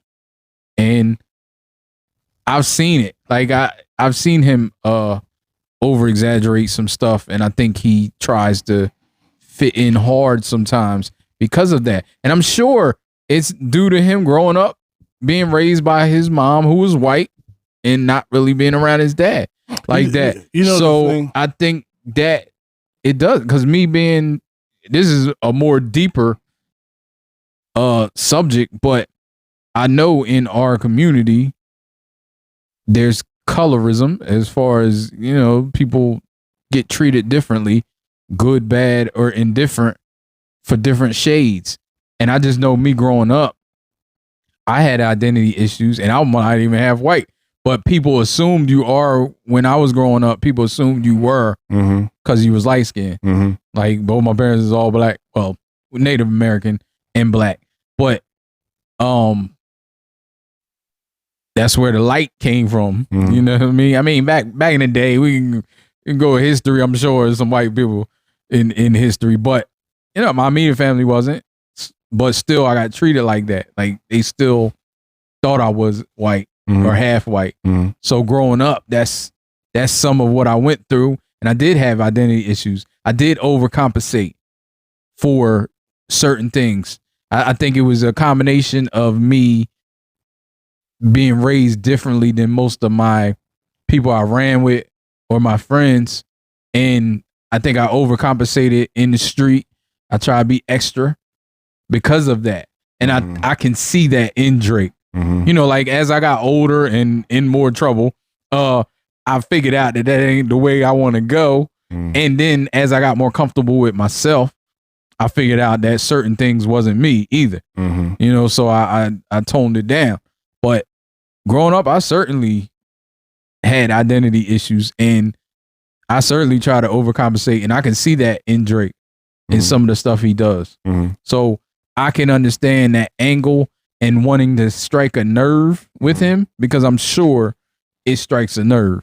You know what I mean? It's a lot of stuff that I'm sure he's insecure about. And that's basically what Kendrick was doing. Like I said, I don't agree with what Ross, saying he a white boy and all that stuff. Like that's not true. That's just not true. You know what I mean? Regardless of how you feel about him, I'm cool with like if you're mixed. The only thing I hate is when people go out their way to be like, I'm not black. You know what I mean? Like that's something different. That's something that they need to and I don't deal with. I don't like that. Like I don't like people that do that or go out their way like, no, I'm not black or I'm not white. I'm mixed. Not even that. That don't even bother me as much. It's just when people go out their way like, no, this is it. Like if somebody calls them black, they'll be like, oh no, I'm not black. I'm mixed, or I got white in me. Like race is a construct, a social construct for one. And I truly believe that it's what people see. That's what I mean when I say that. It's what people see. I think we talked about this before with Logic. Logic looks like he's white. Like regardless of him being mixed, if people saw him on the street, they would think he's white at first glance. So he would be treated differently than, say, a dark-skinned black person. Therefore, his experiences is certainly different. And people would try, some people, I don't know if he's done it, But some people would be like, no, I'm black too. Like, what are you talking about? And not understand what people mean when they say that. My experiences are different than a dark-skinned black person. Like, that's just what it is. It's real. Right, it's embedded. But when it comes to Logic, what I don't like is I've heard about what he went through when he was younger, and I don't like when people like invalidate his experience. Like you know, he said his mom used to call him the N-word with the hard R. She nearly strangled him to death. Like, his mom was white. Yeah. And that all plays into his psyche too. Yeah. Like, you know, and I'm sure he has his own identity issues because of that. Mm. Like, he might have different ones, or he might have the same ones that Drake has. But you certainly do. I mean, everybody does. They're just different issues. But in that respect of race, like, there's certainly identity issues there. Mm-hmm. And I see Drake overcompensate sometimes, and I look at him and I'm like, yeah, he's wilding. Like, he's trying to be extra that what you think it is. You know, I truly believe that. I don't think, you know, some of the stuff he does and some of the ways he acts, I don't think that's him. Like, deep down. Mm-hmm. And I think he's acting a lot. You know, like, earlier, when I was gonna say earlier in my rap career, you know, well, you did have a rap career, so I mean, listen, I went through some stuff like, you could say that, like, you know, when I was coming up, me and Cuzzo was rapping. Like, I think, you know, you would say certain things because other rappers were saying those kind of things, and that was the thing to do, right? Yeah. And then there's even a song that I have, what's it, Ring the Alarm. Oh yeah. When I was saying the N-word, and it's not really me. It's not really a part of my vocabulary. And I've thought about this, and I think it's because my immediate family just didn't say it. Mm-hmm. And So- see, there's the opposite for me. Uh-huh. Like, you know, my dad would say it sometimes, and I said it in the street a lot. You know, I don't use it as much. It's not because of anything. You know, I feel like if you want to use it, you can use it. Like, I'm not one of them people that's like, don't, you know, but I just don't use it as much as I used to. Barely at all, tell you the truth. Like I said, it's no rhyme or reason. I just, there's, you know, I'll say it sometimes just jokingly or whatever about certain stuff, but yeah, for the most part, I don't, but I did heavy. But I understand what you're saying because I think I've done that with other stuff, like in hip hop, maybe when I rap. I always tried to be myself as far as what myself was, like, you know, because you change, but sometimes with me, not even just with me, but what I am, I love hip hop. I am hip hop, you know, but it's like, yeah, you grew up in it.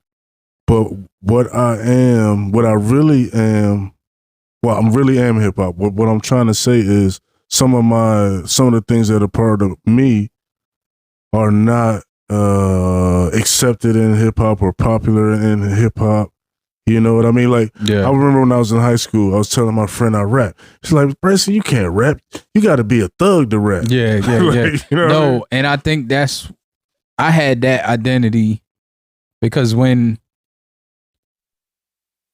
you know, I wasn't like kingpin in the street, but I was in the street for a little while. And I think that's why I was in the street. It was because I was overcompensating for certain stuff.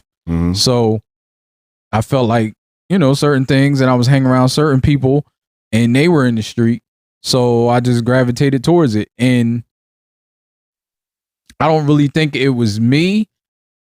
So when I started rapping, I wasn't sure if I wanted to. I had identity issues with rapping street shit. Even though I did talk about some real shit that happened, but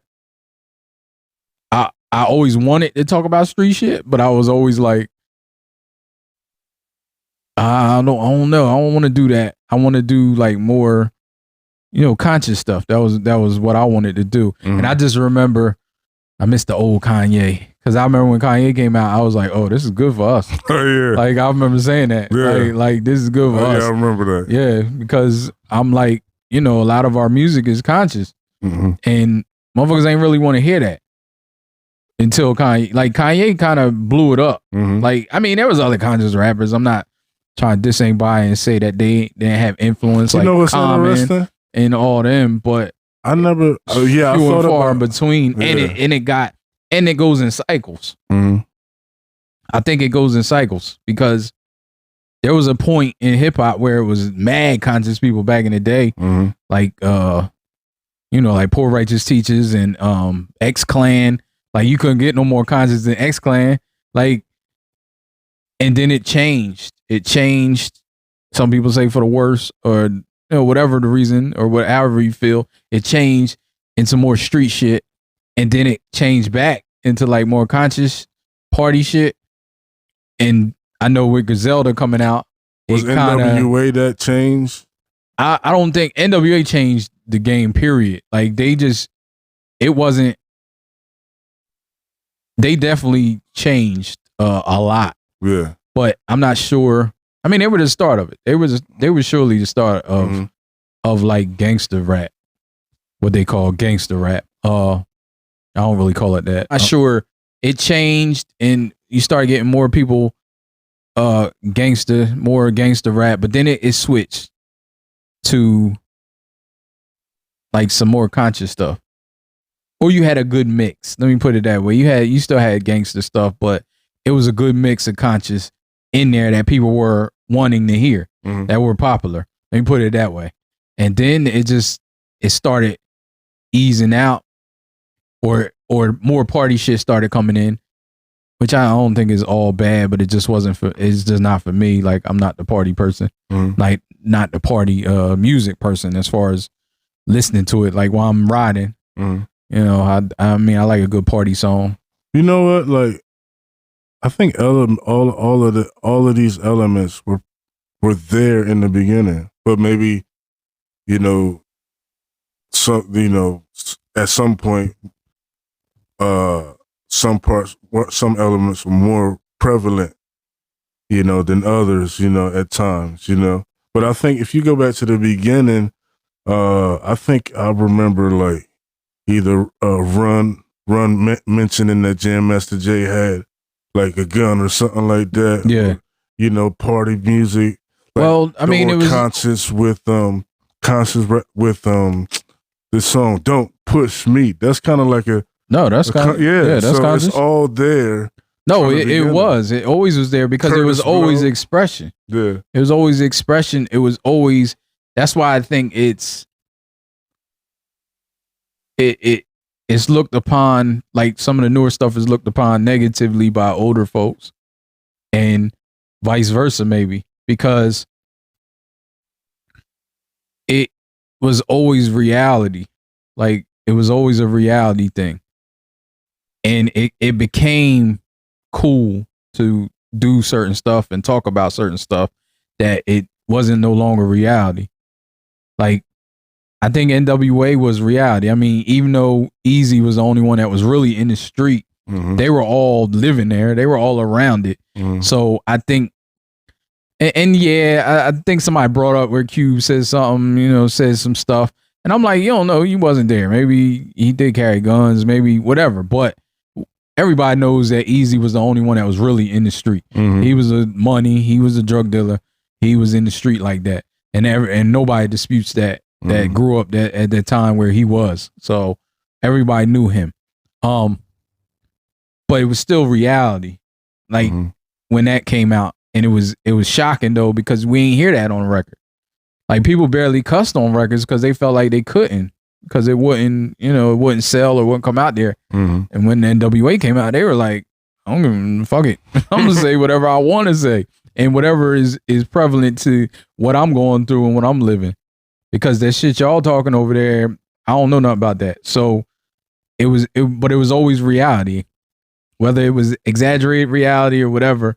it was kind of reality, whatever that was. So that's why I think like when the conscious people came out, it was fine because they felt like that's who they were.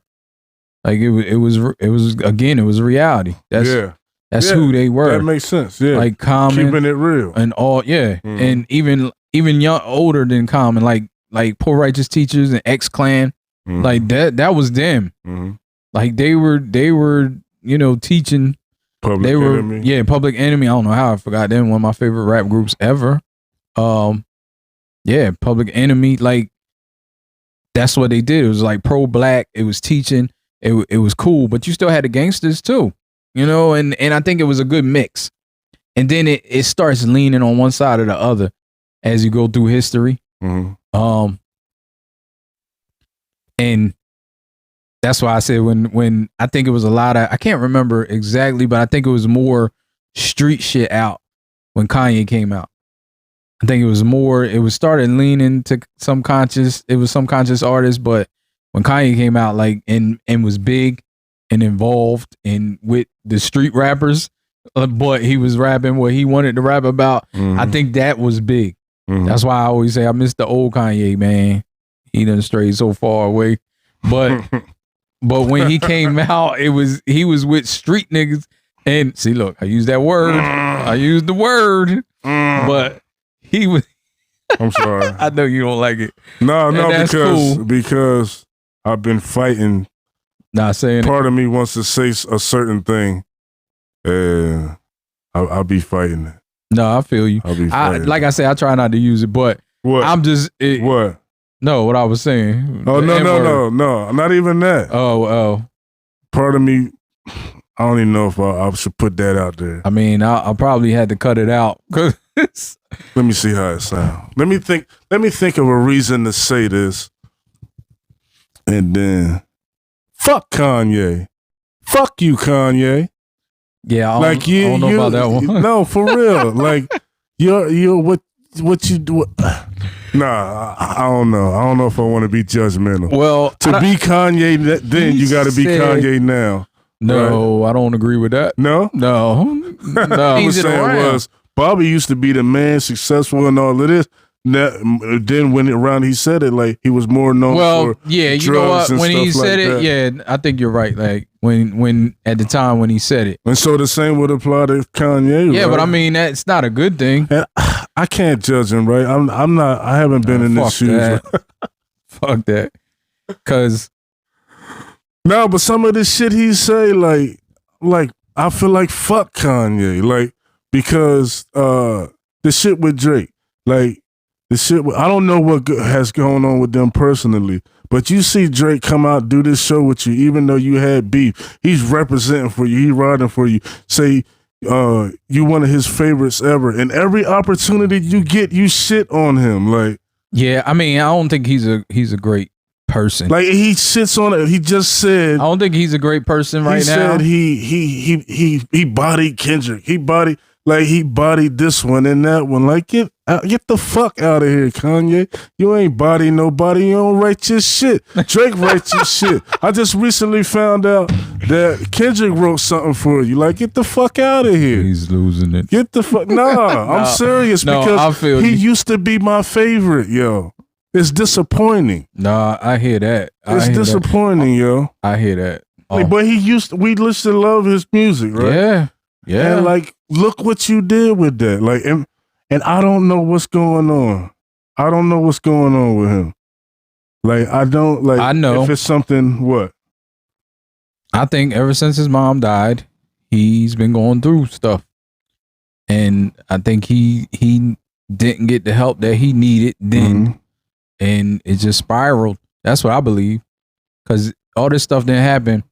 He even said it himself. He said he used to make music for his mom. Yeah. And once she... Keep this in. Fuck Kanye. Once she... I want him to see it and get his shit together. But once she passed, I remember he came out with this song. I don't know what the song was called. I forget. Somebody knows, but you might know. But it was like really misogynistic. Like extremely. Mm-hmm. You know, not saying that's anything new, but it was extreme. It was something that I said, and I can't remember. I want to remember what song exactly it was, but I just remember how I felt because I was like, he wouldn't have made this song if his mom was alive. That's exactly how I felt when I listened to it. Was it that throw some D's on that? Throw some D's on that bitch? No, I don't think it's that. Okay. No, because I don't think that was far away from what he would have done. But no, it was something. He was talking about it was crazy. I mean, at the time I listened to it and I'm like, okay, whatever. But I could recognize that it was very misogynistic. Mm-hmm. And I just recognized that some of the stuff he said in the song, I was like, he wouldn't have said this. Mm-hmm. That's how I felt. I was like, he wouldn't have said this if his mom was alive. And I just think it spiraled. It spiraled from there. Yeah, but I don't want to talk about him too much. But then okay, you hurt. But if you are, I don't know, but then you got to claim some responsibility. No, you do. I'm not claiming that as an excuse for his behavior. I'm just saying that's where I think he started spiraling. Right. From there, because he went on tour. Yeah, and from there he just started. Yeah, he kept working. I don't think he dealt with it for one properly. I don't think he let himself mourn properly, like grieve properly, and it takes time. It takes time. Listen, I can't judge that. I'm not saying, I'm not judging him for it. I'm just saying that's where I think it all started going wrong. Yeah, look, what I'm saying is, I can't. I'm judging him for not. Well, I don't know if I can even judge him for not getting help, because maybe he did and maybe he tried, but I don't know. Sometimes I'm like, he ain't have the proper people around him, because somebody should at least forcefully try to talk to him and be like, sometimes people are like, oh, that's his business, especially when you just associates and not like really friends. I think some people would be like, oh, well, that's his business. Like you, just like we was talking earlier, like I'm gonna tell you if I feel like you're wrong and vice versa, and I would like that vice versa. I wouldn't feel any type of way about that either. Like even if it's a situation that's not dealing with me per se, and I feel like it's something that's your business, so to speak, I think as a friend, you should tell people like, I don't think that's a good situation. I don't think that should be. What situation are you referring to specifically? Earlier when you was telling me about. No, I'm talking about. Oh, I thought you were alluding to something with Kanye. Well, I'm saying the fact that it doesn't seem like, and maybe Kanye just don't listen, period. And maybe they're just like, oh, wash my hands. I mean, he doesn't. It doesn't seem like he does. But I'm just talking about all this bullshit, turning on my phone and seeing these interviews where he's saying all this bullshit.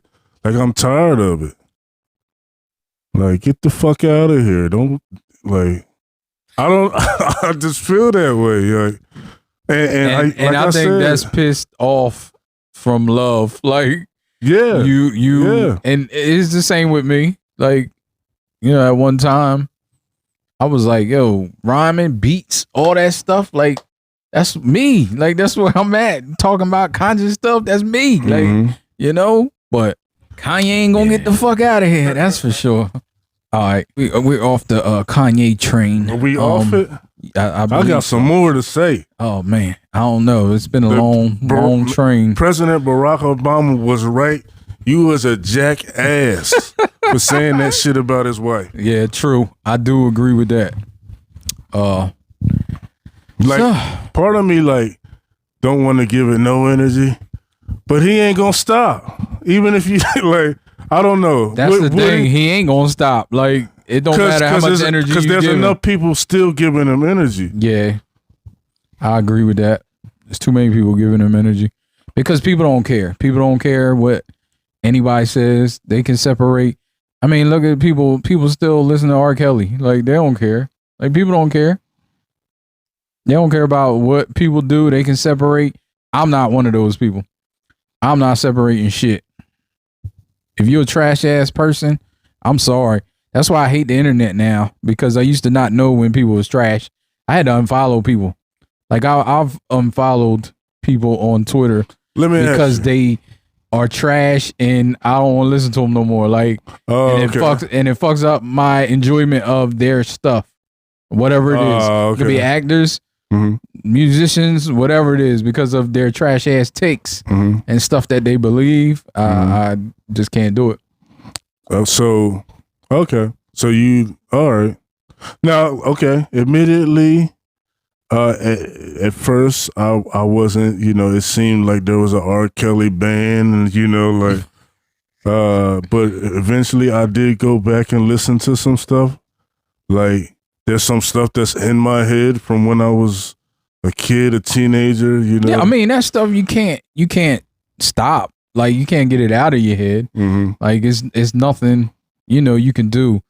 But personally, I just can't listen to, just knowing what I know now and hearing some of this stuff, like knowing, like just the Pied Piper and just all that stuff just plays into it. Like it's just, it's not.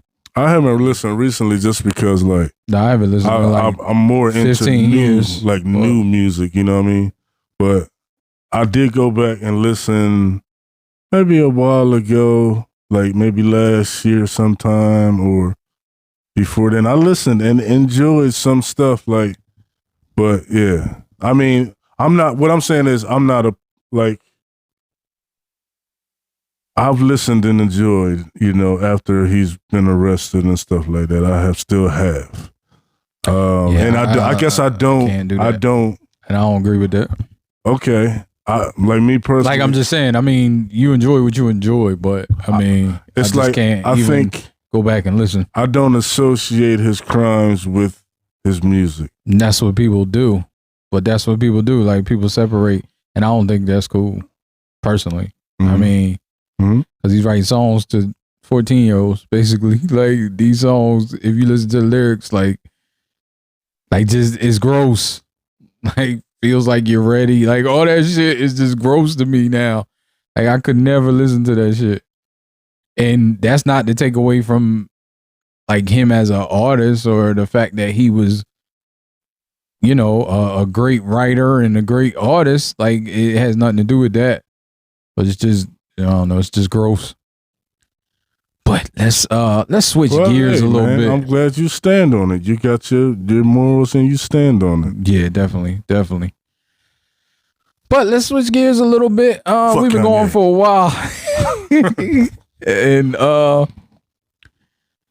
so let's talk about some shows. You watched some shows lately? You watched anything?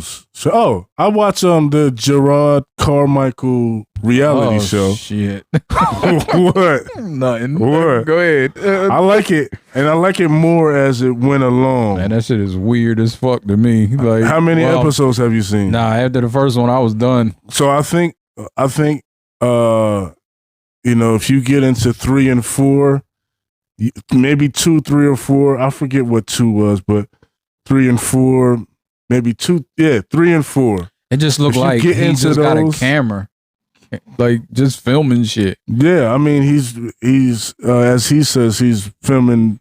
He's trying to get closest to the truth as possible, And I think you would like if you watch some of the later episodes. Some of the, even for me, like the sucking the toad, it was kind of like. I mean, I'm not trying to judge, but it was just it was something to see. Like it was something. Maybe it was real. It was real, put right on camera. Like it was real. I don't want to judge at all. But I think that you would like some of the later episodes. I don't like the fact that he like kind of blindsided Tyler, the creator, like that. Like, well, did he blindside him, or I think he said he let him know that he wants to have this conversation on camera. And I mean, Tyler, if he really had a problem with it, he didn't have to be in the episode, I'm sure. Yeah, I believe that.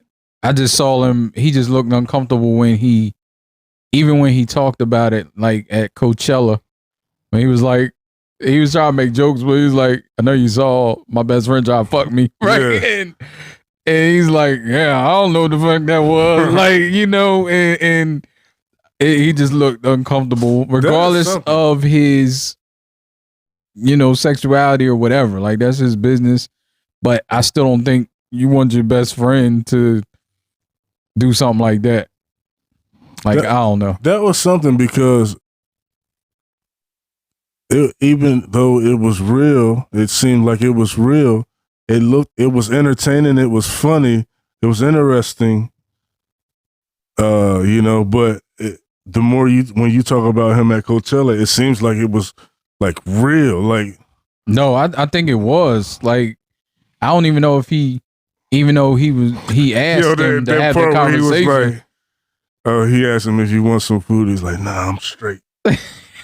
I'm big straight. Like, that seems like uncomfortable. like I'm uncomfortable. So I'm all right.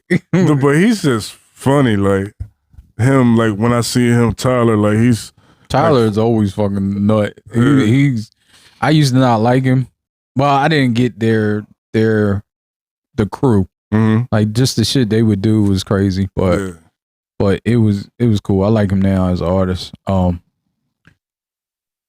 You watch anything else? I've been watching what's the last things I've seen? Oh, I watched Them. I did want to talk about that too. Them season 2. Shout out to Ice Cream Convo's CEO. Oh, I call him. What's the subtitle? What's the Them the Scare? Oh, okay. It's season 2, but I think it's a anthology. I'm not sure. But like I was saying, shout out to Vonnie. I call her Vonnie Xavier, CEO of Ice Cream Convos. What's an anthology? Like everything's different. Every season. So you can watch that separately. Yeah, you can watch because I ain't watched the first season. Okay. Because of the recommendation of Ice Cream Convos. Both recommendations. Because Vonnie told me, you know, I always listen to her because she watches a lot of shit for her entertainment website, podcast, all that good stuff. Go check them out. But you know, she watches that stuff just to be up on it. So the first season, she was like, it's trash. She said it was trash. I never seen it, so I can't say it was trash, but I seen, after she said it, I seen a bunch of people say it was. Mm-hmm. This season, I got 2 episodes left. We got 2 episodes, me and my fiance is watching it, and it was great. It's great. It's great. Luke James is added to the list of people I don't trust, actors I don't trust in real life. He's a beast. Like he's really, all of them are though. The whole cast is good. I heard he can sing too. Yeah, Luke James can sing. Yeah, that's how I know him. Okay. Yeah. I wasn't sure at first. I was like, who's that? And Brenda was like, Luke James. And I'm like, oh, I know Luke James. But I didn't realize, I don't know if I ever seen him, to tell you the truth. But he's a great actor, at least in this. I don't know if he's typecast or what. That's why I said he's added to the list of actors I don't trust in real life, because he is wilding in this. But yeah, I don't usually watch scary stuff or demonic stuff or any of that stuff. I don't really like it that much. So it has to be good for me to watch it and keep watching it. And this is good. This is good. It's got some of those elements though. The horror, a lot of horror. It's gory, demonic, some stuff. So I mean, if that's not what you're into, that's not what you're into. But it's a good show. I think people should check it out. Mm-hmm. You okay? Yeah, I'm just adjusting my mic. Oh, okay. Because my face has been behind the mic the whole time. I didn't even realize that.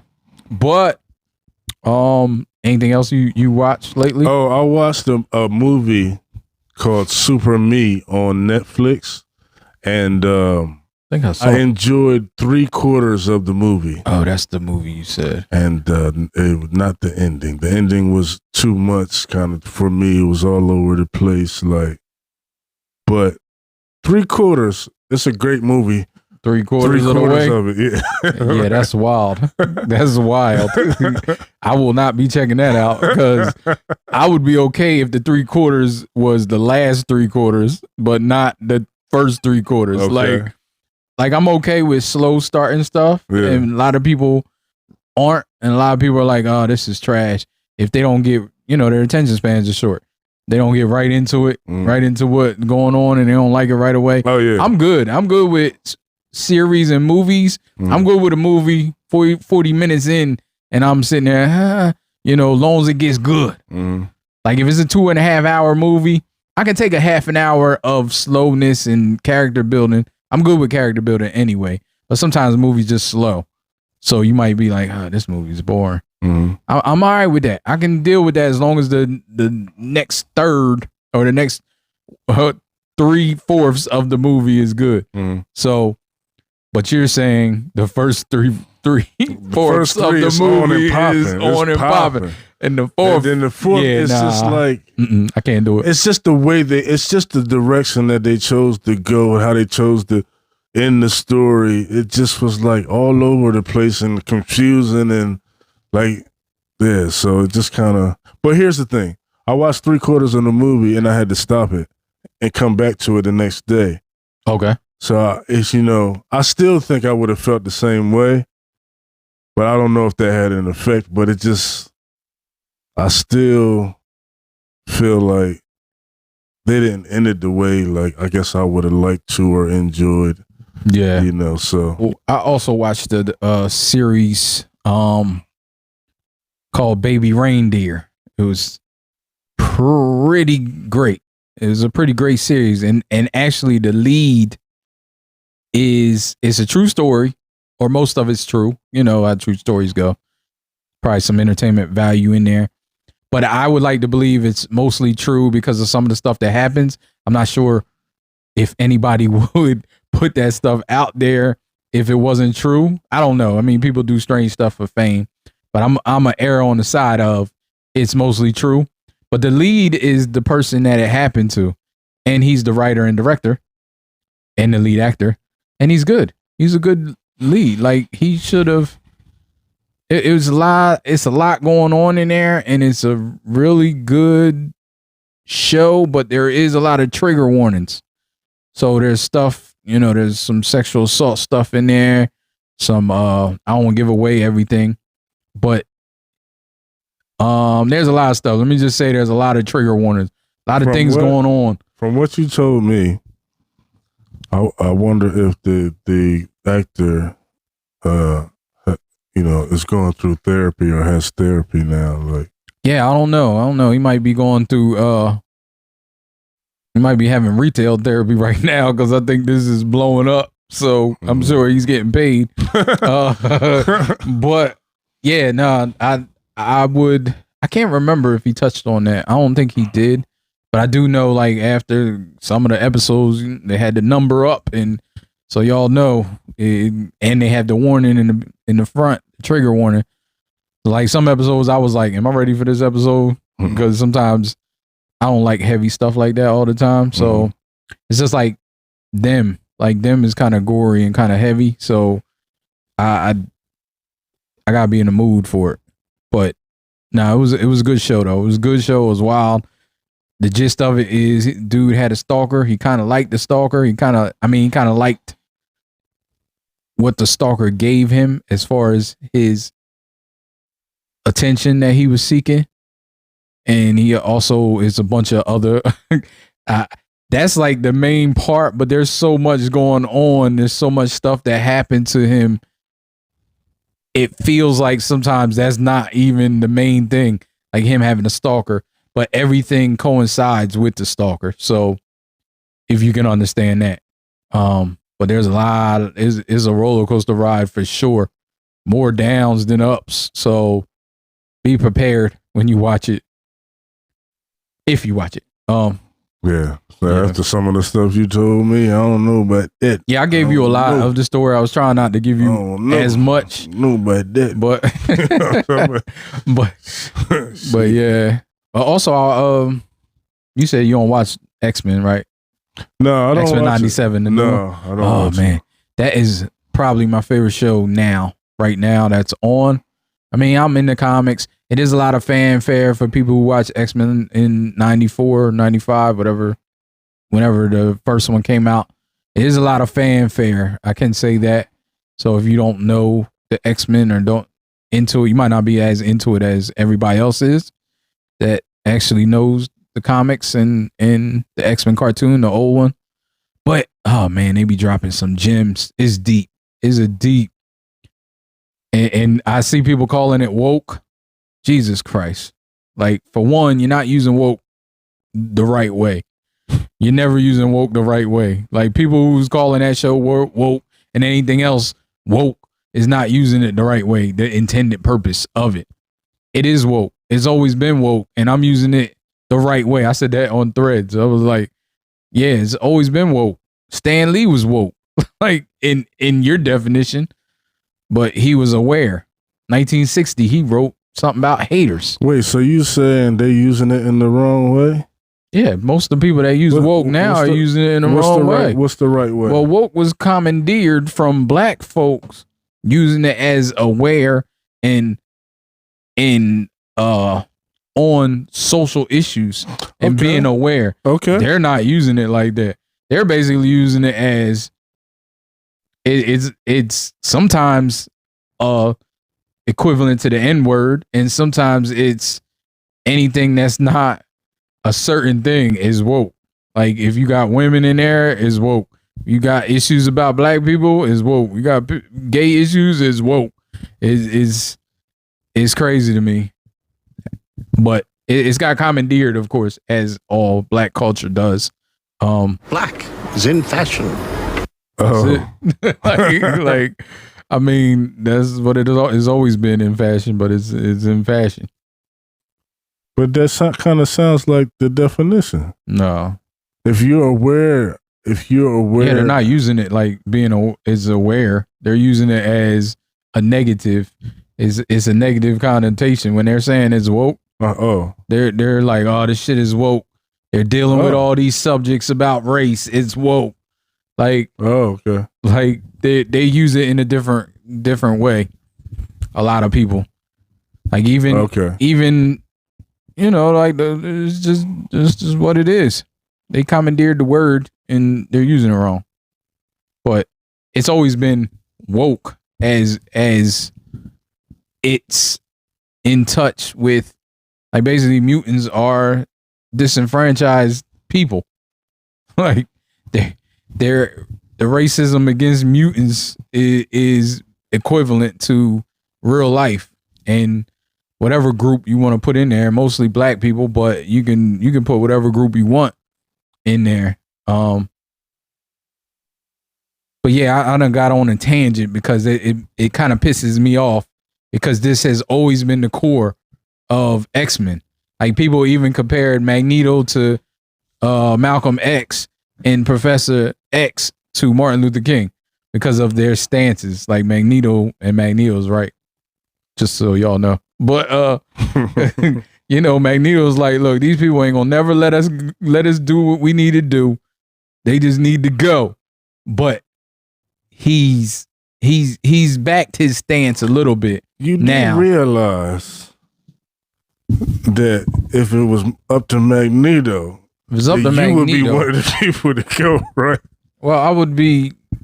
I mean, in that world, unless I was a mutant, you're a human. I mean, I might not be in the comic book. I might be a mutant. Okay, but we're mutants. Okay, like, basically. Okay, like, but I'm not saying that he's like, that was his stance early on, and that's why Professor X. And I don't. You know, I'm being facetious right now. I don't believe that. But everything he says is happening. Like, they're making the Sentinels. They're trying to destroy all mutants, trying to kill them all. They all should be jailed and off and be registered. They all should be, you know, and all that is similar to real life. Yeah. Like, I see what you're saying. Yeah. You know, and that's how it's always been. I mean, you know, the creators have always knew that equated to some of real life issues. And what I was saying was, I was like, Stan Lee even wrote an article saying different stuff. He actually, I think it was 1960, I'm not sure, but he said hater in that article. And I was like, damn, did Stan Lee make up hater? Because he was like, the haters and the bigots of racism has no point. Like he had a long rant. And I think because he was expressing people, I'm not sure it was for the X-Men. It might have been for one of the black characters. Maybe he was getting letters. So in the real world, who would be the humans? Racist? Yeah. Okay. Yeah. In the real world. Mm-hmm. But in that's why, like, I think his stance in the beginning was like all humans. But I think Magneto changed it a little, and it was just the government and the people that are trying to get him. Mm-hmm. Like, they need to be met with force. That's why they say he's more like Malcolm X. Mm-hmm. And even though there's nuances to that too, because Martin Luther King started being more like Malcolm X, is one of the reasons he got killed. But we ain't gonna go into that. I want to study that. I've heard about that in his last speech where he said he'd been leading, the people astray. Yeah, because he started feeling he saw that it wasn't working. Like, he saw that his nonviolent actions were not working. Like, people were still being violent towards him. He and even though he wanted to, he wasn't calling for violence, but he didn't think his complacent stance, kind of not complacent, but just going out marching and doing all that stuff, it wasn't working. Like, he felt like it wasn't working. So when him and Malcolm met at the Capitol, I think, like, that's when they started. That's the first time I think they met in person. And then they started, I think they talked after that, and they realized each of them had, like, because they both ain't like each other because of their messages. But when they met, they realized that they were similar. Both of them realized that. Didn't the marches do some good? Wasn't some legislation changed because of that, because of what was seen? If I'm not mistaken, because of maybe, correct me if I'm wrong, but the marches happened, brutality happened, and this was seen, and pictures were taken, pictures were published on papers, and no, I mean, I'm not saying he didn't do any good. Like, but what I'm saying is he did a lot of good. But what I'm saying is it did work somewhat, right? Some, but it still was. It was pacification. It was a lot of pacification going on. Okay, and I think that's what he saw later, like when they passed the Voting Act and all this stuff. Like, it was pacification because they still were getting treated like shit and weren't being able to, or being intimidated and not being able. Like, it wasn't the great thing that it was supposed to be, even when the president was like passing, but it was kind of like a pacification thing. Like, oh, we're just going to give him this, so he'll be quiet. Like, and it didn't work that way. But yeah, we got off on the side. It's cool. It's a cool conversation to have. Oh, like, we went here from X-Men. We went from X-Men to Martin Luther King, and I mean, and it's not a big leap, but that's my point. That was my point with people. I just made a comment about people saying it was too woke, and I'm like, that's crazy for them to say that. They obviously. Oh, that's what they were saying. Yeah, they were like, it's too woke. It's too woke. That's what they always say. Whenever there's anything, it's too woke. Well, it seems to be a success. I keep hearing about it. It's probably one of the best shows out right now. Especially animated. Animated is top tier, but it's one of my favorite shows right now, animated or not.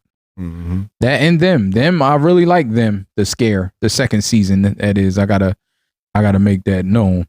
I really like that show too, and I didn't think I wasn't sure how I would like it because I don't watch horror movies like that. You know, my fiance, she likes horror movies, but they got to be good. So she seemed to be enjoying it. Oh, that's good. How about, have you heard any new music that you like? I have not. The only new music I've heard is the Beef stuff. Mm-hmm. And that's it. I've been listening to Nas. I've been listening to all of Nas's old albums. Like, seems like every day I listen to a different album. I've been listening recently. I've been listening to Nas and RZA, this mixtape, where it's all Wu-Tang songs with Nas verses, or all Wu-Tang beats with Nas verses. But whoever did it on point.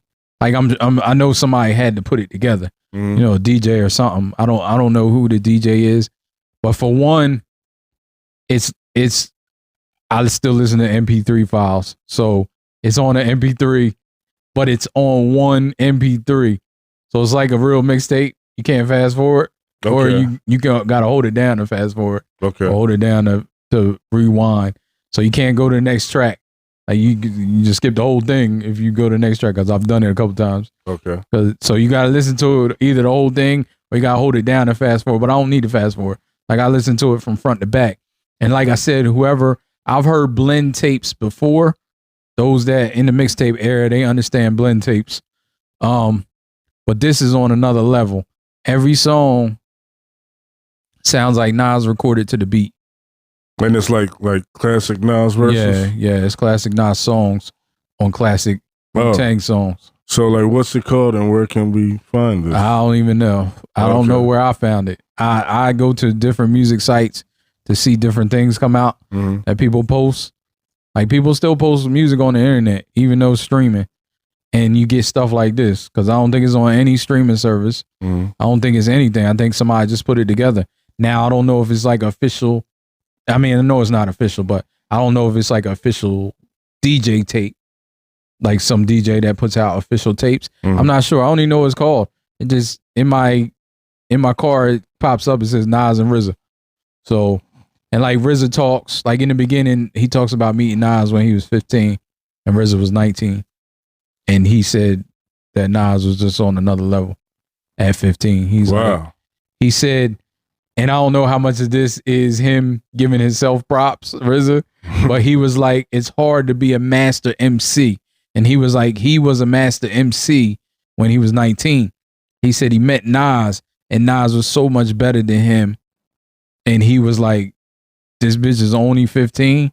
Like, this shit is crazy. You know, so he was like, that's just how hard he was and how great he felt like he was going to be at 15. So he says that in the beginning, and then Liquid Swords beat come on with man, it's like one of my favorite verses.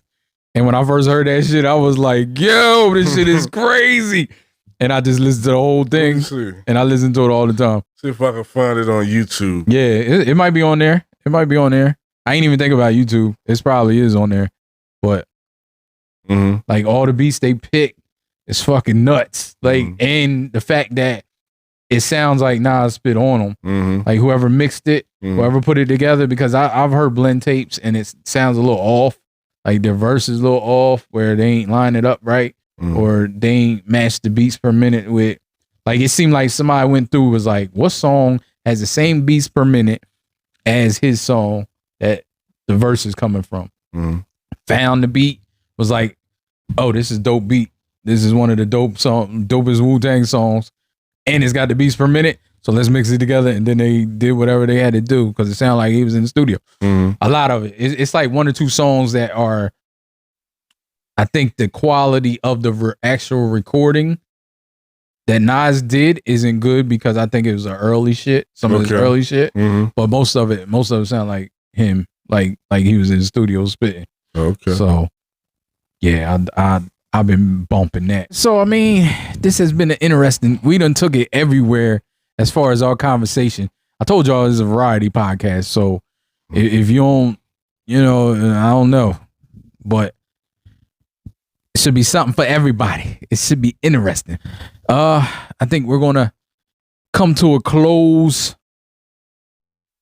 Yeah. You got anything else you want to say?